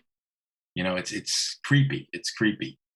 You're selling like your mold. It's like giving the mold to somebody. It's just, I'm not convinced yet. I don't think. So though, when you get an asset, so they send you a Mickey Mouse asset. It's a standard Mickey Mouse. So if they say, look, we want Mickey Mouse in a Santa Claus thing, right. Do you then add the clothing and all that, you pose it and then add the clothing, or what's your process? Yeah, you put something like that. I'll sculpt the clothing on the naked Mickey Mouse. Nice. That's hot. You're a sick man. He is. There's something wrong with him. Wait, doesn't he not wear? No, it's Donald that doesn't wear pants. Right. Yeah, you put the costume on. I just did that recently. They gave me actually Rocket Raccoon and Groot, and they were just in T poses, and it was for a Christmas ornament. So I had to put a hat on Rocket Raccoon and a string of lights. I had to sculpt around Groot, blah, blah, blah, and just repose it. So that it's good for a sculptor. I mean, you're getting paid the same money as if you're sculpting it from the ground up. Well, I was just going to ask you that. So even if they give you the asset, do they try to pay you less, or it's like you said, it's the same money? No, not a legit company like Hallmark. Like Hallmark or something. Pretty professional. Do they ask for it back? Like, do they? How do they know you're going to give it back? Like, not. It's a file. It's a STL. I just keep it in my library. Okay. Right. I mean, I've sculpted Stitch from Lilo and Stitch like 4 times already for Hallmark. So I just keep. I think what I'm getting you at, need an asset? I said no. I already have it. You gave it to me. Like, is there a way to let's say you were a jerk, and you're like, I'm gonna send these out. We're just saying that now. You know what I mean? Like you're worried about people doing to you if you put your files out there. How is Hallmark guarding against you doing that? They're not. That's the problem. And even they're out there. I'm sure they're out there. They're all over the place because every freelancer gets the asset. Yeah. Right. Disney, gives me an asset when I'm from their own library, and you're not supposed to. You're not going to give it away to people. You're not going to put it on CG Trade, or God forbid, they'll kill you. You'll never. Mickey shows up at your door. Yeah. Hey there. What are you doing? We got you, Tony. Yeah. Oh, dude, I got a story about that. Of Mickey showing up at your house in the middle of the night. Get out here right now. Very quickly. When you work for Disney, you have to do this thing called traditions. It's called traditions. Basically, it's orientation. You got to do 2 weeks of orientation. But Disney calls it traditions. So you got to sit in this conference room for Disney was 2 days, I think. Universal was 2 or 3 days. But Universal was, you're just watching videos and you're listening to speakers and it's boring shit. Disney has fucking Mickey Mouse do it. It's and the people in the room, dude, I'm not kidding. Well, it's people giving the lectures and stuff, but Mickey comes in and runs around the room and hands out pins and shit. And you're like, dude, I'm sitting there with like 60-year-old men who are going to be like janitors and stuff like that, and people who are going to work the rides and people who are going to work the concessions. And I'm sitting at the table and everybody's looking at each other like, how old are we? Yeah. Hey, should I have brought my kids? I know. But you got like a couple of 18-year-old kids there that are excited about it. Like, oh, Mickey's here. Ooh. I want a pin. I want a hat. And the grizzled old guys are like, shut the fuck up. I know. I was just like, oh, this is so embarrassing. It was humiliating. And he comes running over to you and shakes your hand. Hey, boys and girls, congratulations. Where are you going to work? Like, You're an employee now. You're now an indentured servant. Yes. Anyway, what were we talking about?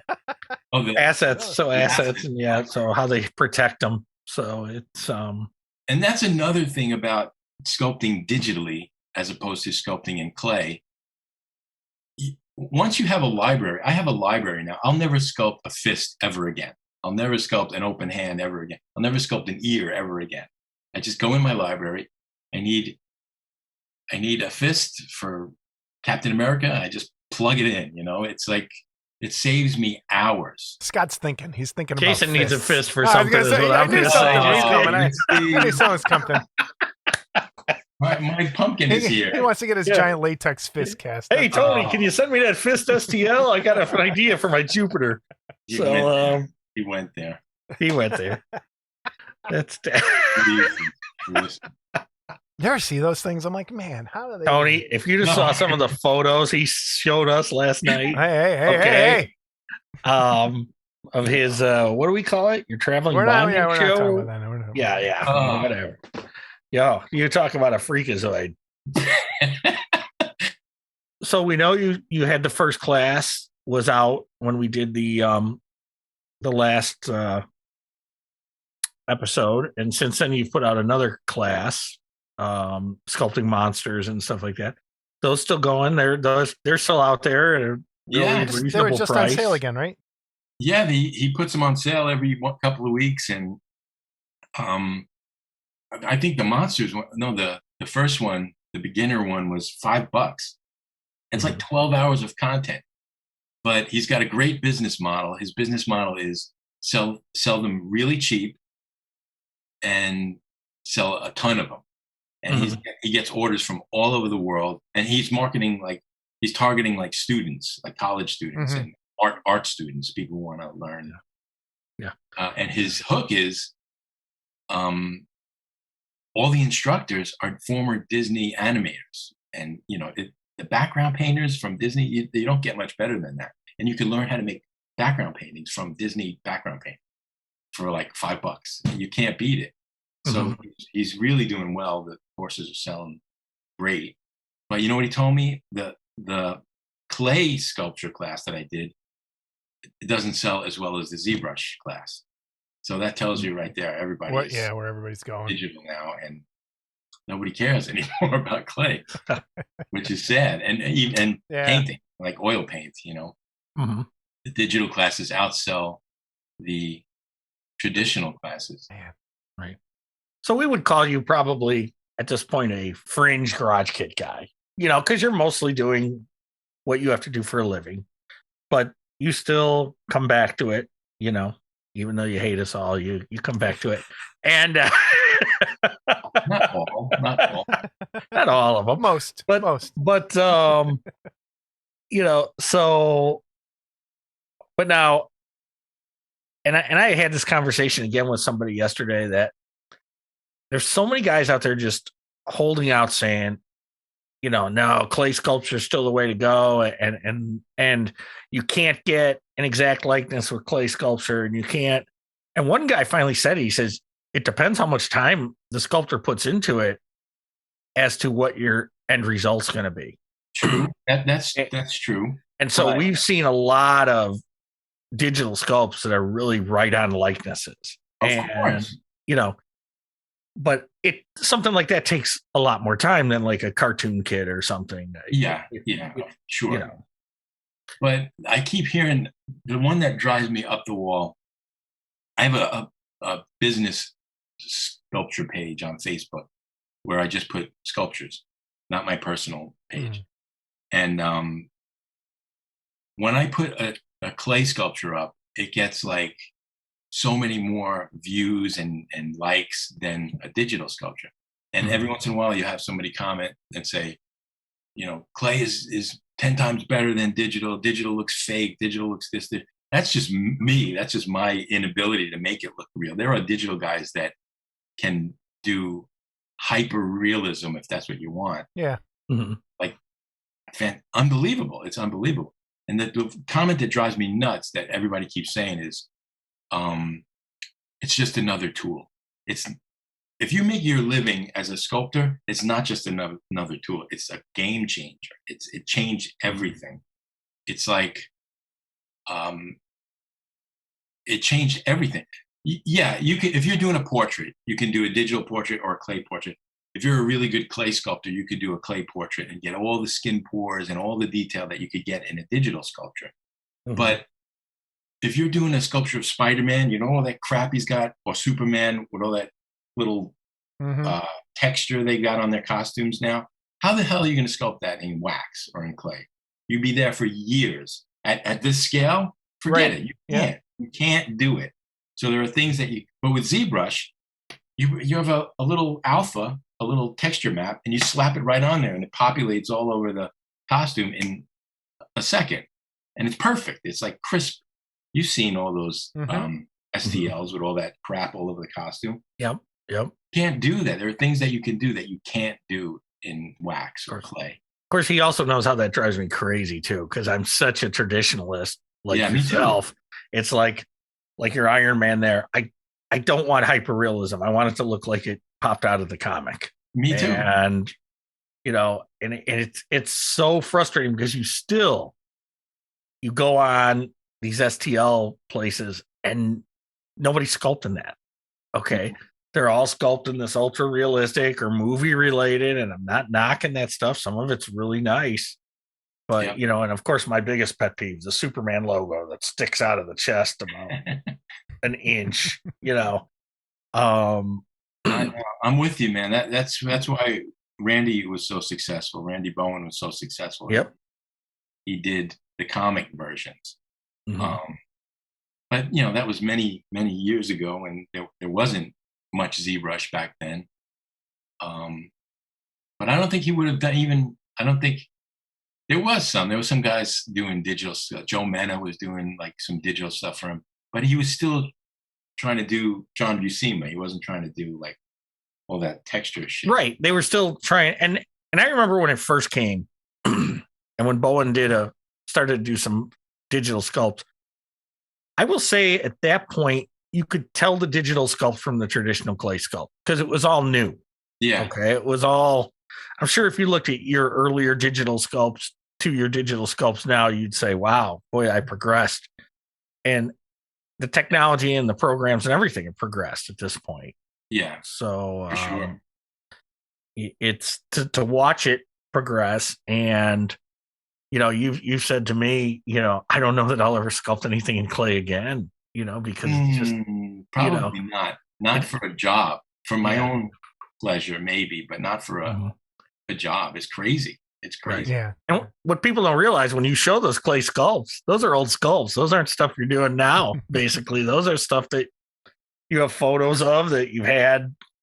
But it goes back to what you were saying before. Most companies don't want it in clay, right? Like if you showed up with an action figure in wax, they'd be like, "Get out of here! We need it digital."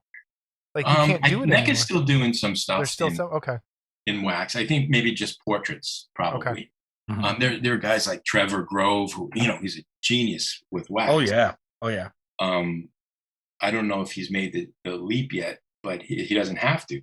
There are guys like Kent Melton. Scott probably knows Kent Melton. Yeah, I know who Kent is. Yeah. The guy he's probably the best cartoon sculptor ever that I've ever seen. And I don't think he's made the leap yet. He does. I think the last I heard he was doing puppets for Leica, the Corpse Bride, that studio. Yeah. But some guys can still make a living, but I can't. I was really scratching out a living when there was no ZBrush. So not to ask a personal question, are you doing better with digital than you ever did with clay? Oh yeah.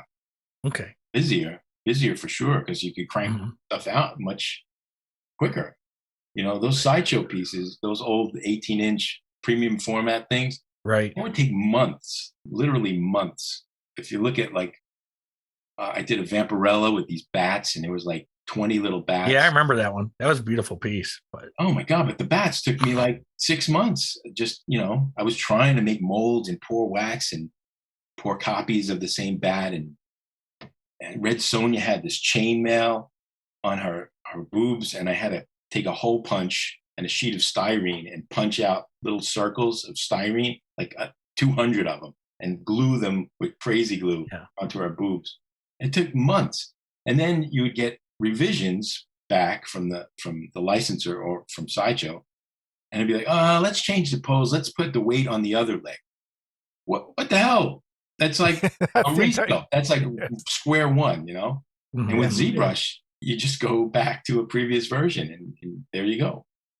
So was that also too monotonous work at that point? Like you said, 200 of these chainmail things, to where you go out there and say, I really don't want to do this today. You know, and it's like you do 2 or 3 rows and say, all right, I'm fucking done. This is, you know, where now, like you say, you're sitting there with your mouse or your stylus and just going point, point, point, point, point. You know? It's that easy.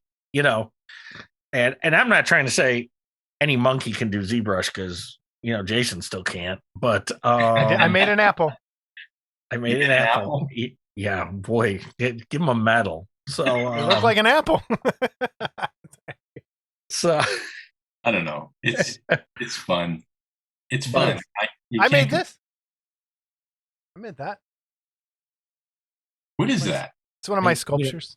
We don't know what it is exactly. Tony, get out of here. Scott makes fun of me. He's not impressed by my artwork ever. I am impressed by your artwork. Look at your beard. Okay. How long have you guys been married? I know. It feels like it, doesn't it?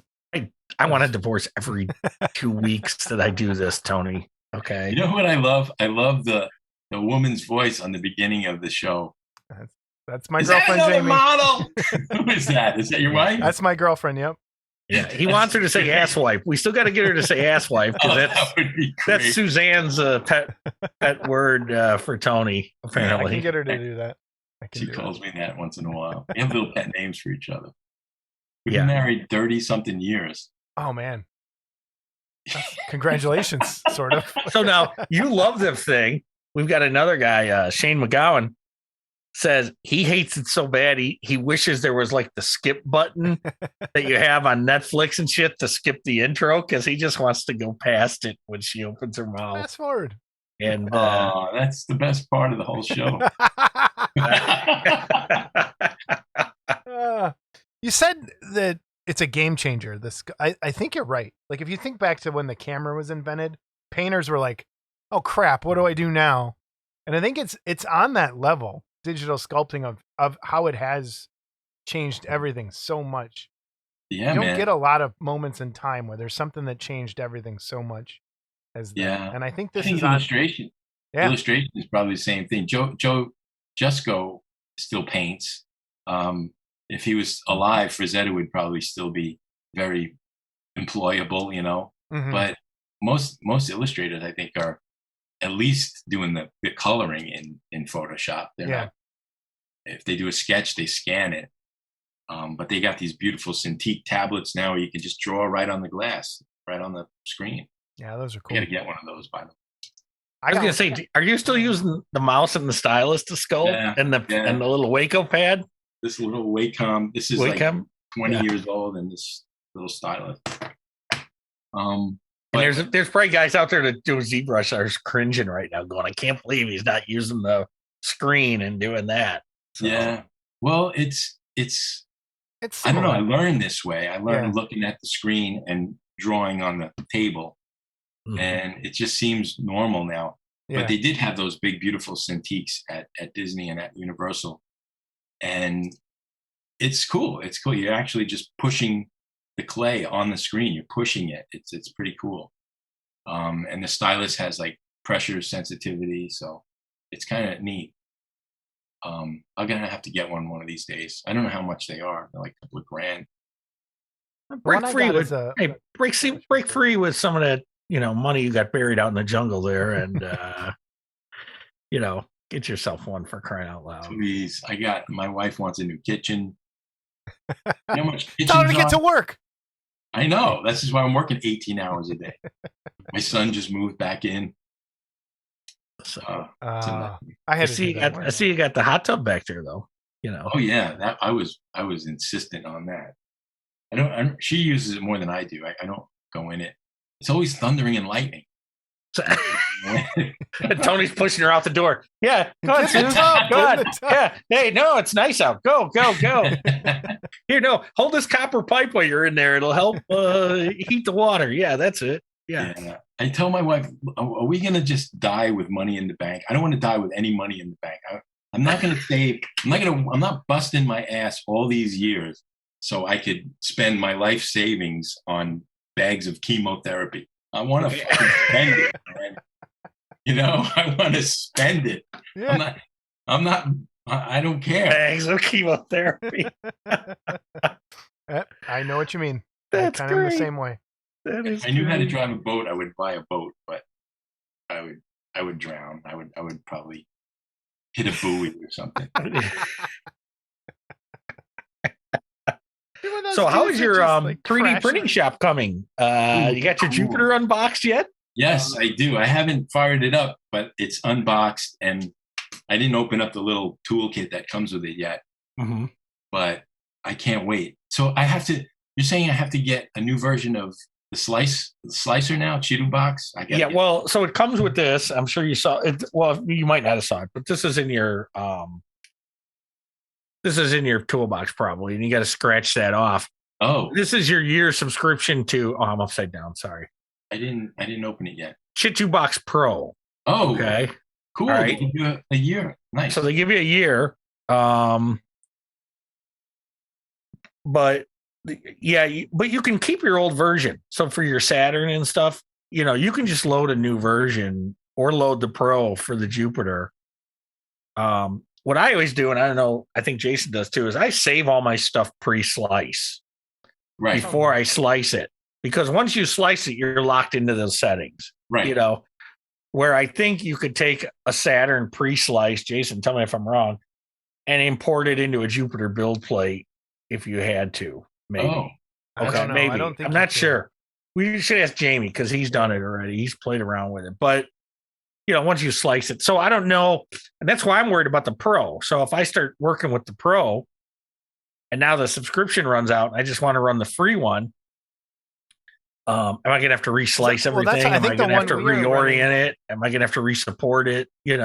I think the one we're running, the regular T2 box, doesn't support the Jupiter. No, so you definitely have to go to another version for the Jupiter. So I'm keeping this version for the Saturns that I have, and then I'm going to load this new one on just for the Jupiter. For that is what I think I'm going to do. Yeah, it's exciting, man. It's huge. I love it.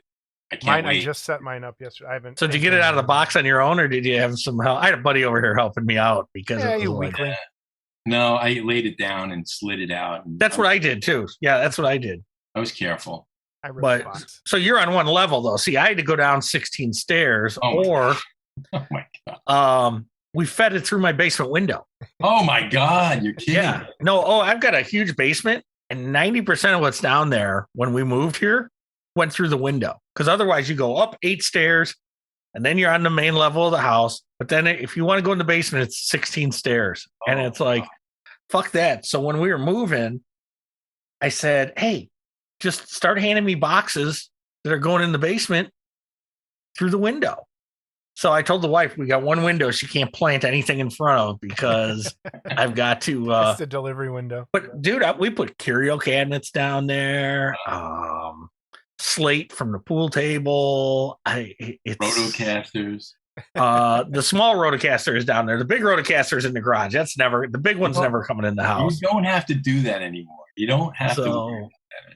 You have a Jupiter. You're a Jupiter owner. I'm a Jupiter owner. What do you hear, or what do you think will happen with the scanners? Do you think that the scanners are also going to be a game changer? Yeah, that's once they become affordable and the quality gets better. I'll send you a picture. I got an app on my phone. It was free. I forget the name of it. It's called Kiri Engine, Kiri, Kiri Engine. And you just go around. I had a sculpture of Alfred E. Newman from Mad Magazine, a bust, put it on the table, and you just take 30 pictures. You go around and you take 30 pictures. And it imports it as an OBJ, I think. And I couldn't believe it was okay. It wasn't. It needed a lot of cleanup, but it had all the information.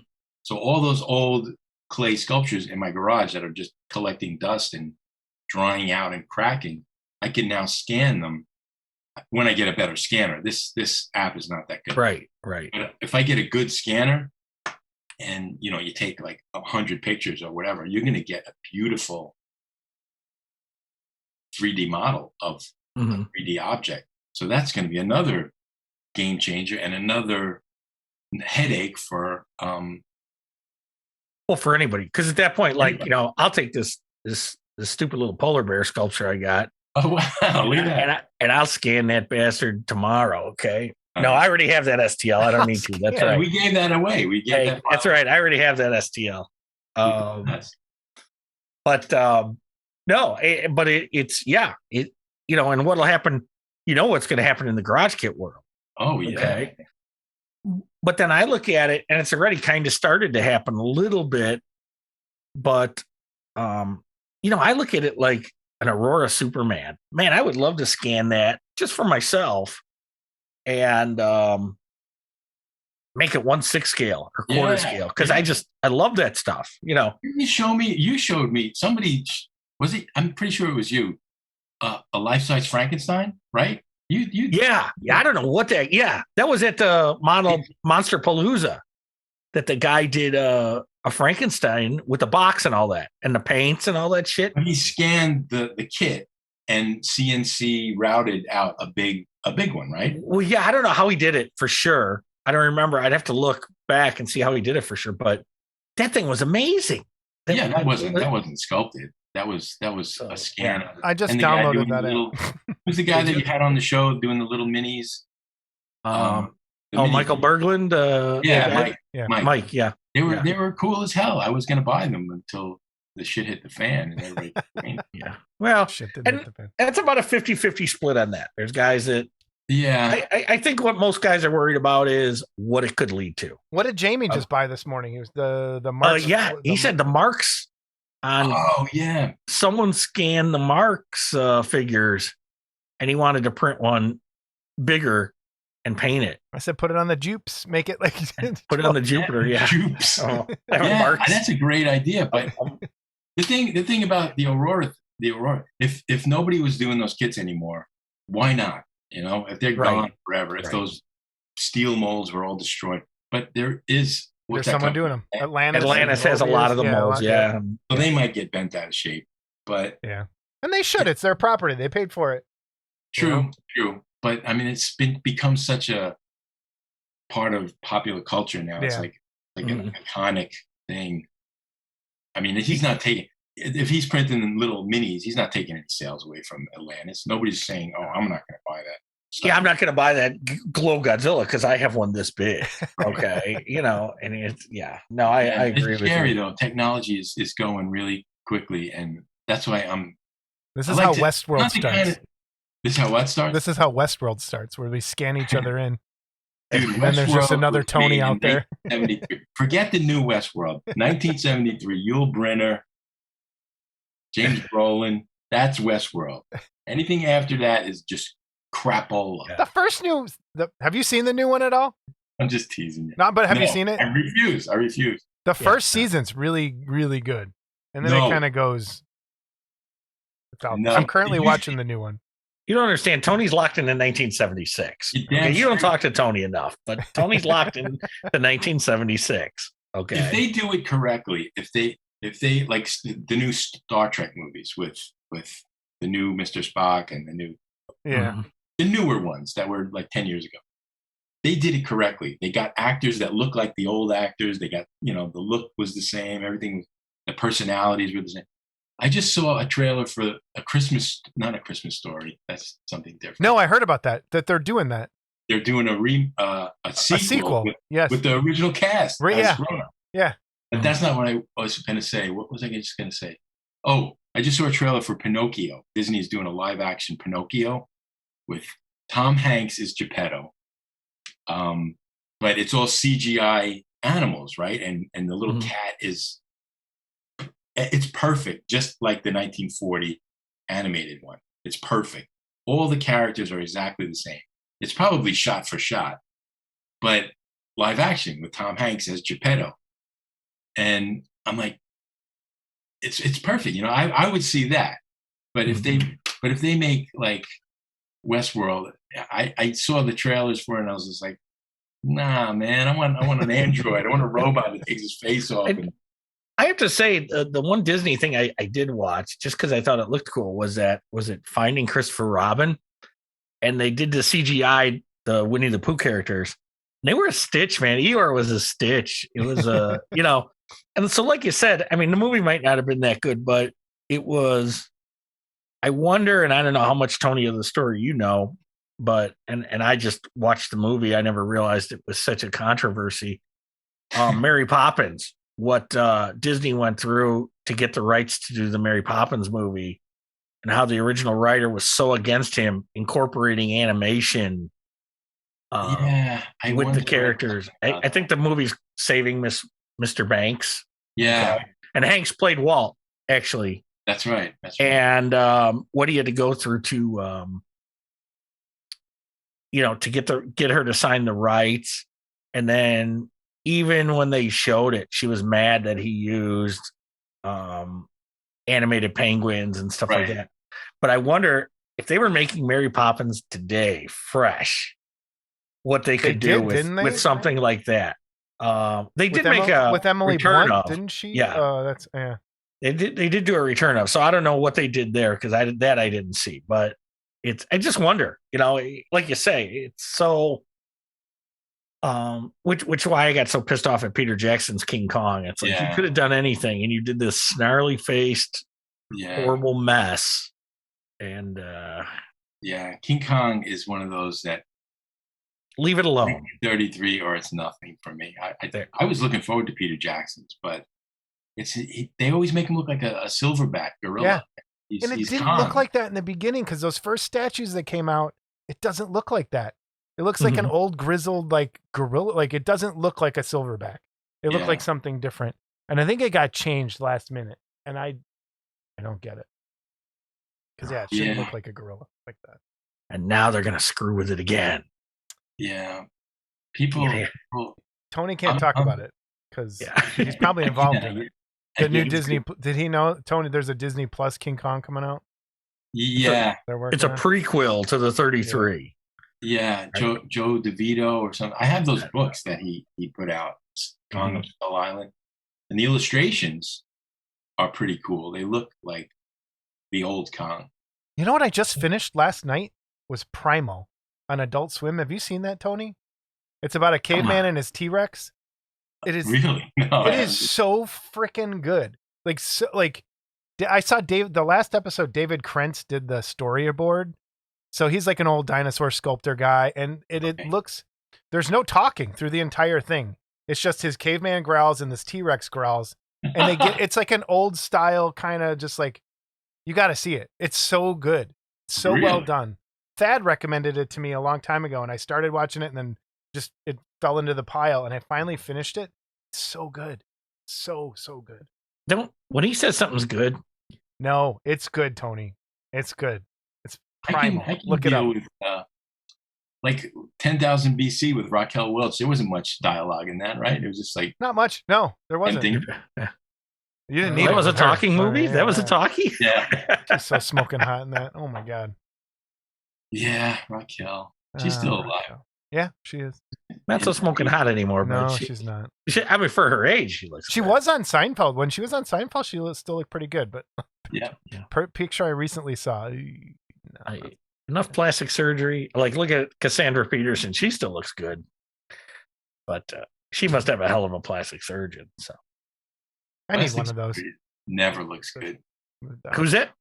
Plastic surgery never looks good. No. Well, if you can tell it's plastic surgery, that's for sure. It's terrible. Some of these women that just destroy themselves. And Jessica Lange, as cute as she was in that horrible 76 movie that we won't even call King Kong, as cute as she was, man, you could just tell the plastic surgery messed her up. And it's like, she was such a great actress too, but it's like, oh, what did you do that for? Yeah. They're going to be, I'm going to have representatives from all these people. They're going to see this video. Whatever. Send them, give them my number. I don't care. All right, I will. Give them my Jessica number. Lange's manager. You owe us $50,000 for defaming. Defaming. She defamed herself. Look at her. I don't think they're tuning in. No, they probably aren't. Doubtful. So, here, Tony, check that little bad boy out, huh? Muttley. Cool, man. That's a little cereal premium. So, is that how many alligators are back there, Tony? Not many. I've lived here 5-6 years. I haven't seen that many. I mean, the ones I've seen are small. They're like 3 to 4 feet, and as soon as they see you, they jump in the water and they swim away. So when the dogs hit the water, are they probably more afraid of the dogs than the dogs? Yeah, we have the sense to be afraid of them, basically. Yeah, they're not. Last year, I heard there was an 8-foot one, and they called Fish and Wildlife to come and take it out, and they say relocate, but I think they killed them. They're a bear. There was a mother with 3 cubs about 2 weeks ago in our yard. Oh wow! Oh yeah, that video was great. The going over the fence. What happened to the armadillo? Did he ever vacate? No, he's still there. He's still under the front porch. Is he really? Yeah. Every once in a while, at like 4 a.m., the dog will start going crazy, and she'll be at the front window. He'll be building a nest or something. What about the skunk ape? Do you have any skunk ape sightings there? Skunk ape. No.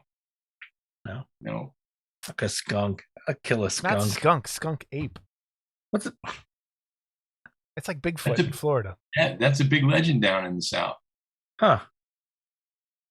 Jason probably believes it. He believes in Bigfoot and tinfoil hats and all that shit. So, do you really? Do you believe in Bigfoot? I do. You do? I do. He's fucked up. He's fucked up, Tony. You think there's a Sasquatch? I don't know if there's still a Sasquatch now. I think there was one at some point, about 100 years ago. Okay. Hey, the Native Americans, they had to be onto something when they talk about it. Like, there was something there. They were smoking peyote or whatever that is. Hey, maybe. Hey, he'll believe in that, but if someone hands him a Bible, he'll probably say, "Oh no, that never happened." No, the Bible happened. It did. It did. Just nothing in it happened, right? Is that what you're gonna say, or what? Some of it. Wow, this is a slippery slope, man. I know that now. I got him in trouble. He's gonna be in trouble with half the listeners. So I know. Hey, whatever people need to get through the day, it's okay with me. You tell him, Sasquatch. Paul Gill believes in Bigfoot too, so we'll have a Bigfoot fight. Well, there you go. Yeah. Okay, there you go. All right, you and Paul can put your tinfoil hats on. Okay, let's talk. Have you seen the new alien videos, the new UFO videos? You seen all that? No, I seen a couple, but not all of them. What? You mean the reflection? The reflection in the ones from the gun cameras and the FLIR cameras on the fighter jets, all that stuff. Yeah, okay. What do you mean? Yeah, okay. There was just a big congressional hearing. Okay. Oh boy. Okay, so now we're believing politicians. Holy shit. No. Well, okay. This was not politicians talking. It was scientists that were in there talking about what they had. How have you not followed this? Oh my God. Never mind. Because I don't fucking care. That's why. Wow. All right. I'm with Tony. Although I'm living maybe in 1979 because Tony's a lot older than me. But all right, anyway. But so I'm like Tony. I want to read old Spider-Man comics and everything else. And I really don't care about the UFOs. Matter of fact, if they come down and take half this fucking population, it probably isn't the worst thing in the world. Okay. Yeah. The first thing they're coming for is Jamie with her. Did you buy another model? Okay. That's great. I think they've always been here. I think I think the abyss is very close to what we're dealing with. So, and Tony, tell Jason how you woke your wife up watching us one night. Laying in bed watching Model Club TV. That's the worst life ever. What are you doing? Why would you do that? I was laughing so hard.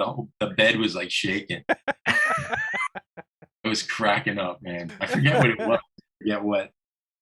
Oh my gosh. All right. What do you got coming out? We're coming up on our What do you got coming out? Anything new? Anything you want to plug?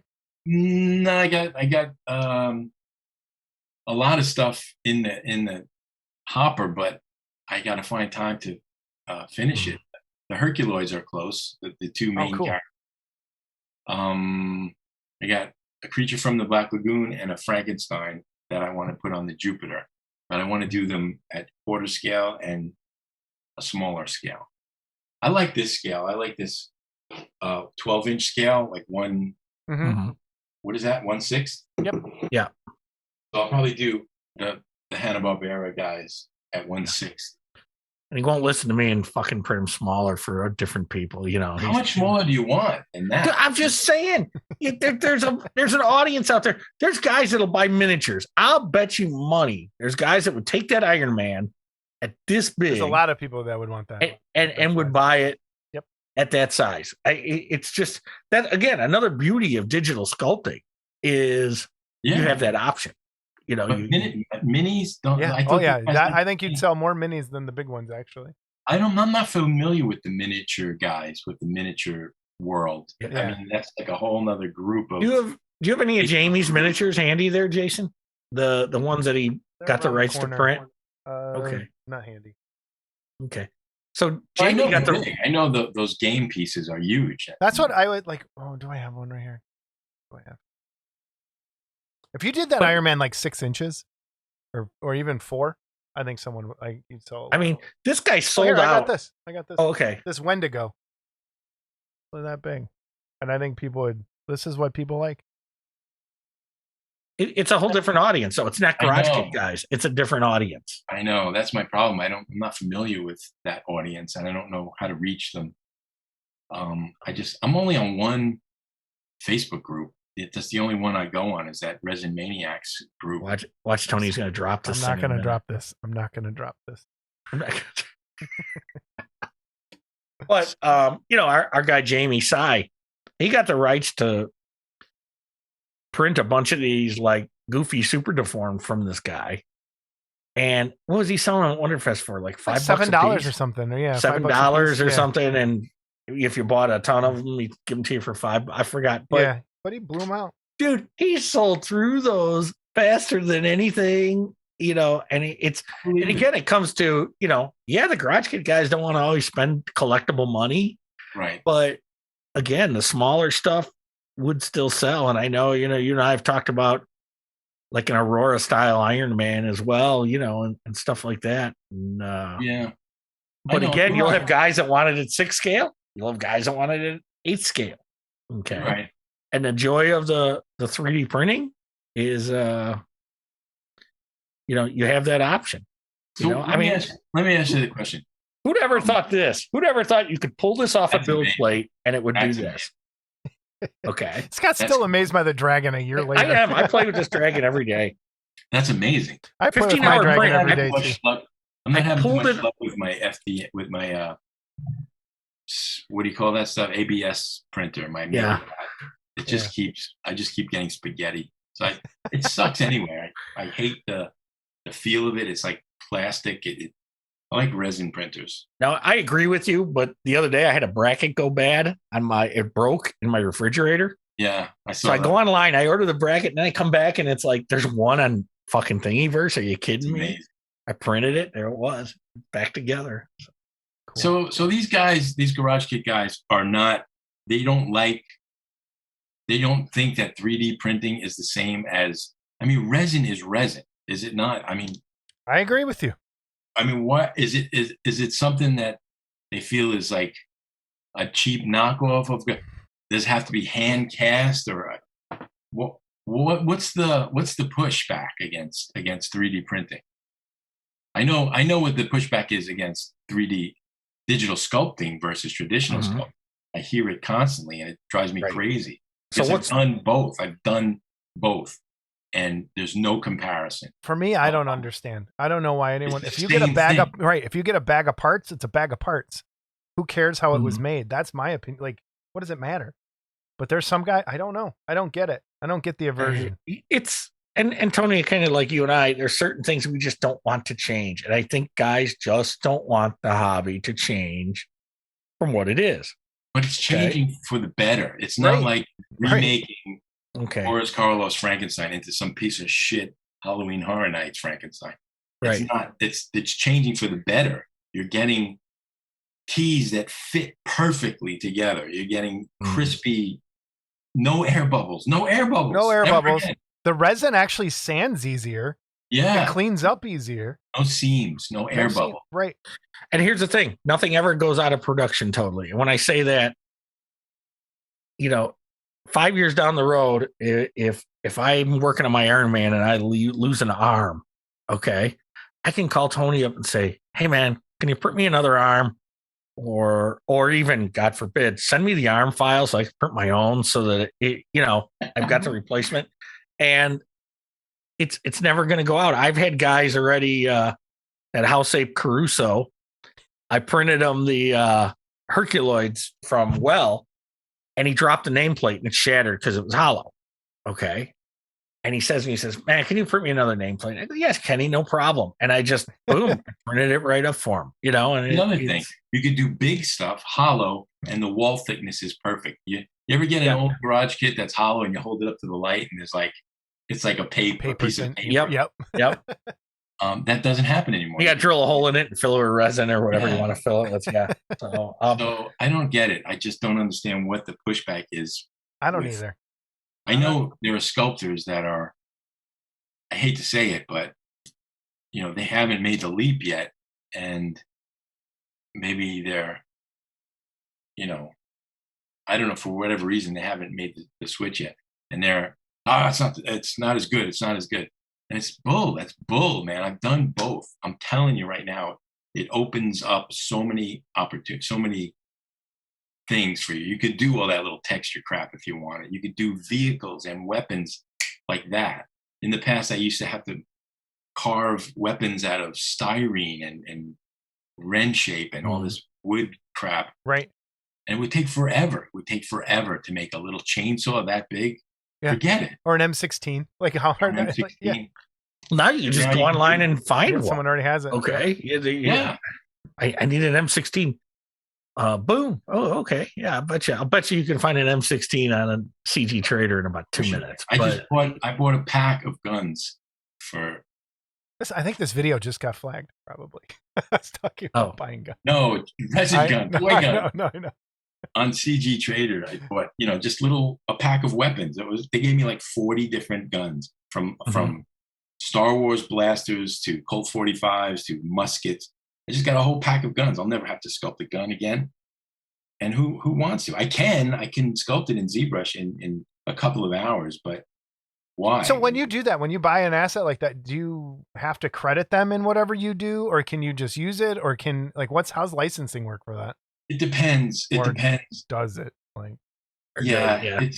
It's a gray area. I mean, usually if they're selling a pack of guns, they don't. It's not like they know you're going to do that with it. Kinda, I guess. Yeah. I get it.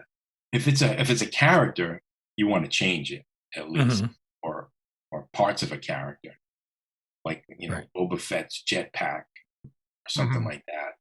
Right. Well, even with the ZBrush, you can buy packs of hand poses and stuff as well, right? You don't have to necessarily use one that you sculpted. Yeah, you can buy those and move them, and there's an app for ZBrush. It's called ZBuilder. It's you can't believe they give you like a naked guy, a naked lady, a really thin guy, a really obese guy, a chimpanzee, a gorilla, and sliders. Wait, no, that way, yeah. There's the chimpanzee right there. Nice. They give you a chimpanzee. Nice. And they're sliders, and you just slide, and it makes the guy bigger. It makes his muscles grow. It's like, what? It's unbelievable. And you could create like a superhero in like seconds, and have a base mesh for a superhero. Now, I've been doing it for long enough where I made my own base meshes years ago, and I just pull those. So, I don't want to use somebody else's blank. It's like a blank. If you're talking about old garage kits, it's like a blank figure. And then you put a costume on it. Put a sculpted costume on it. I know what I want to ask you. The ZBrush from Pixologic. is moving over to Maxon now. Maxon bought them out. So you've been getting those emails. Thoughts on that? Like this, now it's going to be, we don't get free updates anymore. Is that what it's looking like? Is that I think so. Yeah. I think the perpetual license is no longer. In the past, every time they updated, which was pretty much every year, you got it for free. You just had to upgrade. But now that Maxon owns it, I think you got to pay. That's how I read it too. Is that the only updates you'll get now if you don't pay are serious bug fixes? Like if there's something wrong, that's the ones you'll get. But like the yearly update now, you have to sign up for. Which sucks. It does suck. I don't know. Have they gone to subscription? Yeah, that's what it's looking like. You're gonna have to do like a yearly fee, even though I don't know. I have to go back and read the email, but it looked like you're just not people who have bought the software outright, like you and I have. It's you just get those bug fix updates now. Oh, that's the other updates that are gonna come, we're gonna have to pay for. Or subscribe to it or something.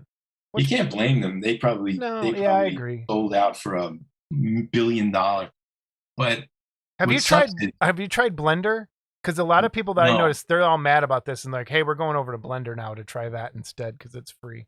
But Blender, I opened it. It's free, and I opened it, and the interface looked like Maya, and it was very scary, and I shut it. I shut it right away. I was like, no. It took me long enough to get used to ZBrush. How long did it take you? Would you say you were comfortable with ZBrush? Fungu, yeah, when you weren't swearing at it. Oh, I hated it. I hated it for years. Mm-hmm. And what are you going to do? I mean, you either get on the ship or you get left at the dock. Yeah. But anyway, the thing that sucks is I'm still on like 2 versions of ZBrush. 2 years ago, I'm still on like 2019, whatever. And people send me files all the time. Like Disney will send me a file. Like here's your Mickey Mouse file. Pose him. And it was created on a newer version, and it won't open in my ZBrush. So then I have to go call the guy and say, can you convert that to an OBJ so I can import it into my older version of ZBrush? Mm-hmm. It's not retroactive. Well, that's what I'm going to tell. I think part of that email said there's a deadline, I think, to upgrade to the 2022 one. So you might want to do that, and then that'll be your last official upgrade. There's like a timeline. You got to do it, otherwise you'll lose out on upgrading. Oh boy, change, man! He just ruined his day. I know. You're gonna hang up.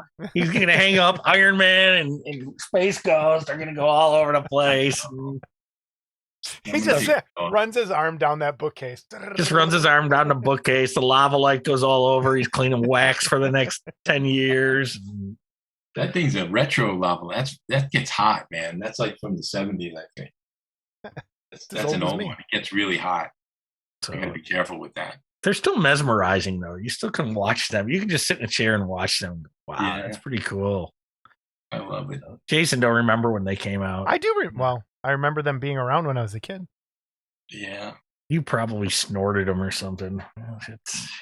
Let's snort some lava light, man. No. Freak. Pour hot wax on himself. We're done. Tony, thanks for joining us. What? Okay. Who's the guy that burned himself with plaster of Paris? Me. Tony stuck his arm in a bucket of it. Okay. And wondered why it was getting hot. He wanted to make him. My arm got locked in there. We've told this story before. We're not wasting. We're gonna cut this one out. He locks his when we stop recording, I'll tell this story. Okay. All right. So say goodbye to Tony. We'll tell him the story. So, okay. Tony, thanks for joining us, man. This has been great. Okay. We're gonna have you on yearly. I love this. The Tony updates. All right.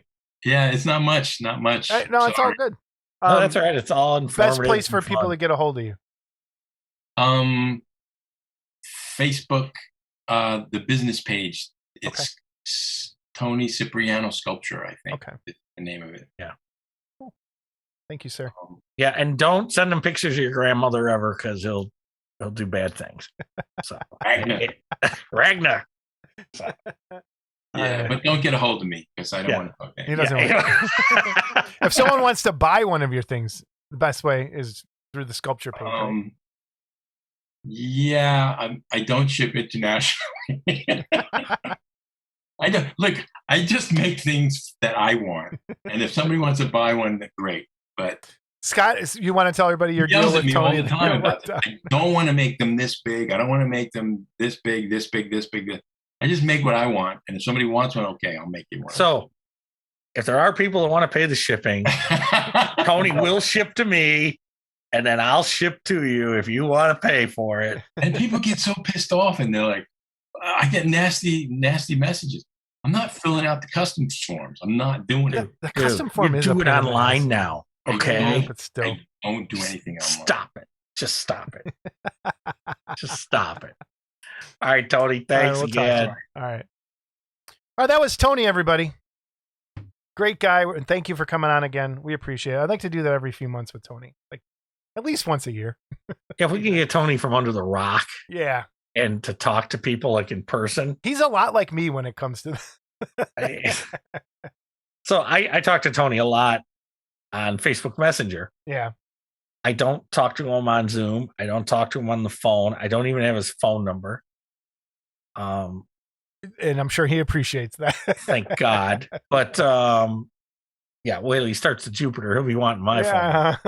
But no, and it's just all of a sudden I'll look down at 3:00 in the morning and Tony and I are talking about comic books and old toys and shit. And it's just, so cool. He's a good time. I like Tony a lot. So all right. It's time for emails, voicemails, and corrections. Scott, do we have any corrections? Have we screwed anything up? We fixed the party location. Make sure everybody got that. Anything else we screw up? I don't think so. All right. Voicemails. Let's listen to those. Our first voicemail is from CG Blade. Is this the bi-monthly Model Club TV that I've been hearing about? I really like bi-monthly programs, and if this is bi-monthly, then I'll probably watch it.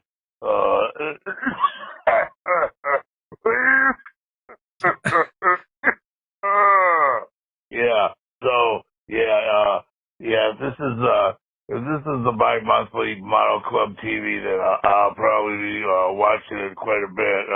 If it goes bi-weekly, I probably won't watch it. So I just wanted to let you guys know that this thing is really hot, and This is a cutoff. I tell all my friends about it, and I don't have any friends, so I'll talk to you later. Remember, wherever you go, there you are. And keep this thing bi-monthly. Thanks. Okay. There's a part in there that is genuinely makes me laugh. It sounds like he's hacking along. I know. I like that character. But he goes, I'm going to tell all my friends about it, but I don't have any friends. Yeah. You got one less now. No. That's my kind of humor. I like that. All right. And then we have two voicemails that came not that far apart from each other. From your buddy. Joy. From your buddy, Brian Clark. Let's get something straight. We're not buddies. We're not pals. We're not friends. I think you're buddy. Okay. There we go. Hello, Chicago guys. It's one of your favorite people, the ELA teacher from Ohio. Yeah, I just want to, say that's really cool that you're having the cookout. Maybe people from out of state will show up. Maybe they won't. You never know. I just know one thing. I don't think a lot of people are going to rush to hang out in the Chicago suburbs, especially not with you posting, pictures of bullets outside your house, Jay. You know what I mean? Why would we rush there? It's like, I'm not a fireman. I don't rush into burning buildings. I get the hell out of the way and go in another direction. Who's going to rush to a place where it's like, hey, guess what? We're going to have a cookout, and there's a good chance we'll have a massacre in the backyard afterward. I don't know. You guys, it's just weird. Anyhow, hey, enjoy the show, as always, Miss you guys, man. I miss seeing old Clayface melt in the heat. Jay, keep making those magical spells. I appreciate it. Go Gandalf. And remember, the new Lord of the Rings show's coming on Amazon. Another thing I won't be watching because it's going to be a long walk ruined, just like golf. later. Okay. There's a lot to unpack in that first voicemail. Okay, first of all, did you post pictures of bullets? We did. Remember when we went But that was like outside of somewhere that was like 40 miles from us. No, it's like 20 miles. 20 miles. But yeah, the bullet wasn't by our house. But that's a rare bullet in that area. You're more likely to find bullets by my house than where we actually found that. So Scott's neighborhood is safe. Let's get that. I mean, as safe as it. Yeah. Not to mention, Mr. Clark, nobody's got an elephant gun around here. You're going to be fine if you decide to show up. Okay. I do. So fucking for that boy, you need something big enough to stop a charging rhino. Okay. But that reminds me, we'll come back to Greg Damian said he is bringing the boomerangs. Okay. I was telling my wife about it too. So we could throw boomerangs at people if they show up. Yeah. What a great idea. Let's sharpen them razor sharp too. So yeah, the bullet wasn't technically near our house, but Scott's house should be okay. My house depends if you go north or south from my house. Yeah. Also out the front door or the back door. You go. He brought up the Lord of the Rings, Rings of Power on Amazon. I have purposely not talked about this. Why? Is it bad? Oh man, I can't even begin. It looks terrible. Just falls right into the rest of the crap. No. Like all of the stuff of like, man, I don't want to get our channel shut down, so I'm trying not to say things. And I'm not a token purist because the movies aren't pure to the books, but there's things that just make no sense. Like they mess with timelines, they made up stuff, they did like I just can't even get excited about it. And like small details, like cost, like the costumes, it just looks cheap. There's a shot in the main promo video, the main trailer. She's supposed to be wearing scale mail. Like, it's scale. It looks like dragon scales, like little pieces of metal. So like the shoulder pads are actually the scale mail. Like they did that out of pieces. But the clothing underneath is printed to look like, and you can totally tell it's just like a pattern on a piece of fabric to make it look like that's what it is. And it's indicative, I think, of how that show is going to go. I really don't, man, I'm trying to be good. So about the same as the movie. So snooze fest. That's not true. No, it's different. There's What? It'll put you to sleep sooner? Trying how to say this. They're making a big deal about a female dwarf and how she is the first female dwarf and the first female dwarf of color. Well, look, and the female dwarf bells went off. In The Hobbit, there were already female dwarfs. They were already in the movies. So she is not the first one that's been on screen. So get over yourself. And 2, if you live underground, your skin wouldn't be dark. It makes no sense. Coming from Mr. Pale. I know. Mr. Pale bald head in his basement. It doesn't make sense. If you're going to and I'm trying not to go this direction, but I don't like when things are swapped that don't make sense. And it doesn't make sense to me. There's plenty of like different races and ethnicities in Middle Earth that they could have drawn from, and they just swap. I hate it. I don't like it. But I'd like to feel bad for you, but when I found out Disney is doing a prequel to the original King Kong series, prequel mess, okay, we haven't done enough to try to destroy King Kong. We're going to put it in Disney's hands now. I saw Frank Dietz comment on your post. What'd he say? And he said, let's wait and see how it goes, right? It's based on the books by, who was that? Kong of Skull Island. Who did those? DeVito, yeah. So maybe, but again, they could just go in and change character. Like it, I don't. I don't like this world anymore. I just don't. Of how I'm trying to be good. Okay. Okay. Second voicemail from Brian Clark. Speaking of not liking the world, Hey guys, Brian Clark again. I know I called earlier, and Jay, you can get rid of this one if you want, but Sweet. hey, just finished up the new episode, and I saw the end when Scott mentioned me and says that, hey, when we talk, we go back and forth, boom, boom, boom, and he's right. But out of honestly, for me, it's self-defense. He has hurt me really badly, and every time he calls you a moron, I want you to know that an angel loses its wings, Jason. I can't handle the abuse from him anymore. Scott, you are a very bad person. So mean and bad, and there's a special place in hell for you, sir. Good day. Good day. There's a special place in hell for you, huh, Scott? I always thought Oh, the wambulance. Okay. That's what I say to my students. Wham. Okay. Man. Yeah. See, All at least right. somebody cares about me. Sort of. He doesn't care about I know. you. We I met know. Brian's wife on Discord last night, by the we way. did. She thought we were weird. And yeah, but she did have a Bears jersey on, a Walter Payton jersey, which was pretty cool. And yeah, how he landed her is beyond me. Yeah, I know. Like we should talk, but you know. True. Okay, Yeah. we do have some emails. Okay. Oh, and I got official readers from. Oh, you mean you don't have the snaps? I still have them, but these were actually, I went and got my eyes checked. That was one of the other issues I've been dealing with. These came in and they didn't work. They gave me progressive readers and I couldn't do it. It just didn't work. She gave me this ridiculous prescription. And so I had her knock it down and these actually work. But anyway, our first email, Dan Cherney sends us a bunch of stuff all the time. I want to publicly thank Dan Cherney for all the cool stuff he sends us, all the guest suggestions, and he's gone out of his way. He's now reached out to some pretty famous people. He's let me know in this email. I don't want to say any of it just in case nothing ever comes of it.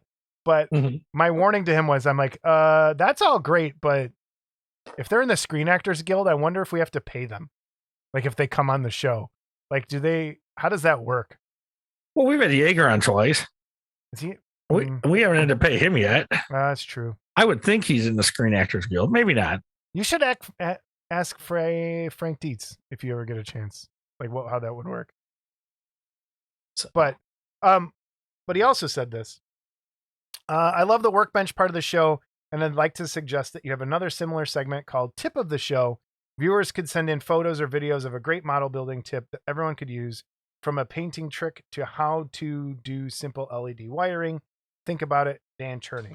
I kind of like that idea. So, and I think we've broached this idea before. Yeah.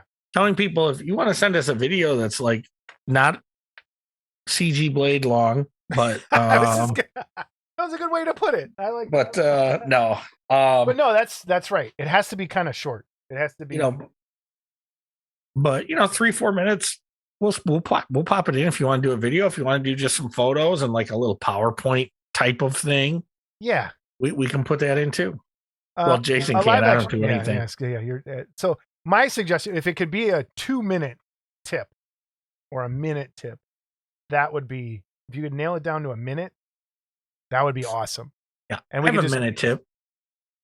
You have a small tip. I do. I have a small tip. You want to hear it? Yeah. Block Clark's number on the tip of the show on the voicemail. But that brings me to I told this to you the other day. So I have a separate personal YouTube channel that's just for my stuff, for doing models and miniature painting and some other unboxings and stuff. I had planned on keeping. Nobody watches. I know. Well, no, they don't, because I don't have time to do both things. So I think what I'm going to do is, after I finish posting the one video I want to finish over there, I think going forward, everything I had planned on doing over on that channel, I'm going to do here under Model Club TV. So painting streams, painting videos, all that sort. Not so much streams, because that gets a little weird, but like painting videos, tips, unboxings, all that stuff we'll do here. So would you say your streams are weak? They are, in more ways than one. Just wondering. All right. We got another good email, and this one is from Peter Fortunato. I think I'm saying that right. Sounds awesome. Fortunato. Dear Model Club TV, totally enjoyed George S., Jeff Y., and Terry and Dave interviews. So Peter has gone back and has been watching all the episodes. So we apologize. Sorry, Peter. For the brain rot you have endured. Very insightful. Don't see these horror figure cornerstones guys being replaced by a new generation either. I'm not a kit producer, but I bet most decisions for a new kit runs these days are only made as to what will sell as opposed to what is really actually striking. I also do very much agree with Scott. I love that one. I knew you were going to like that part. As to the horror figure modeler upping their game, if YouTube has done anything for this hobby, it's that it has brought other modelers, artists from around the world into our living room.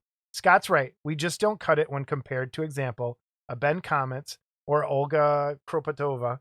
Check out their work on YouTube and you'll see why. Just throwing in my 2 cents. Please keep up the great shows and let's have more interviews with these veterans before they're all gone.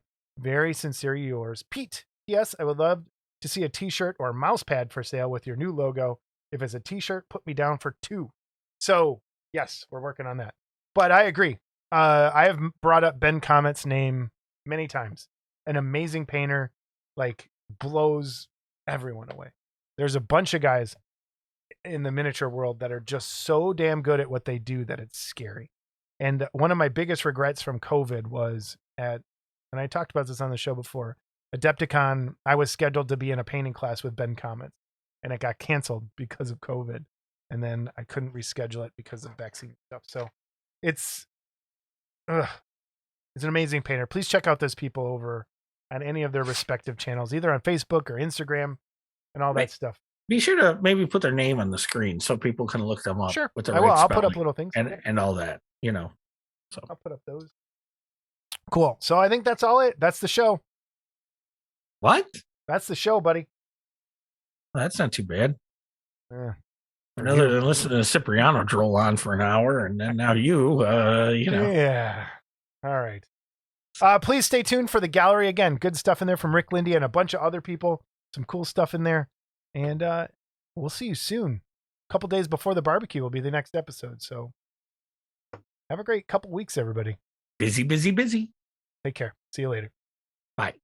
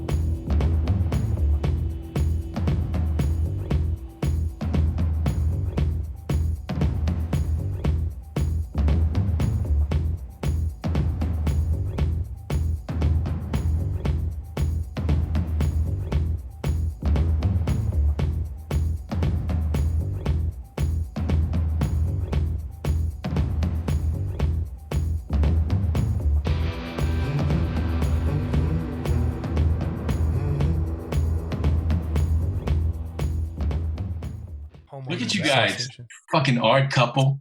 You're like, I watched an episode like 2 weeks ago, and you spent like 20 minutes arguing over the definition of biweekly. Okay, Tony, what's There's your more of definition that of today. biweekly? There's more. Yeah, people have emailed. I thought Jason was crazy. I always thought it was bi-monthly is twice a month, right? If I get paid bi-monthly, right? So I get paid on the 1st and the 15th, twice a month, right? It's bi-monthly. Yep. But I forgot what the whole argument was. But if a comic book is bi-monthly, right. It was every other month, right? So here's how I think I've justified it in my brain. Oh, this ought to be Both good. of those definitions are in the dictionary. When you're talking about a year as a whole and you say bi-monthly, it means every month. When you're talking about the month as a whole and you say bi-monthly, it means twice a month. So what's bi-weekly? That's how I think. So bi-weekly would be, it could be every other week, or if you're talking about weeks in general, like as in the year in weeks, or if you're talking about a week as in of itself, it could be bi-weekly. Does that make I think that's how it works. I don't care. I don't care. I don't care. Stop it. We're going to drag you in, Tony, whether you like it or not. No, it's not my circus, not my monkey. Okay. I live by that. We just got our blooper. This is it at the end of the episode. So, not my circus, not my monkey.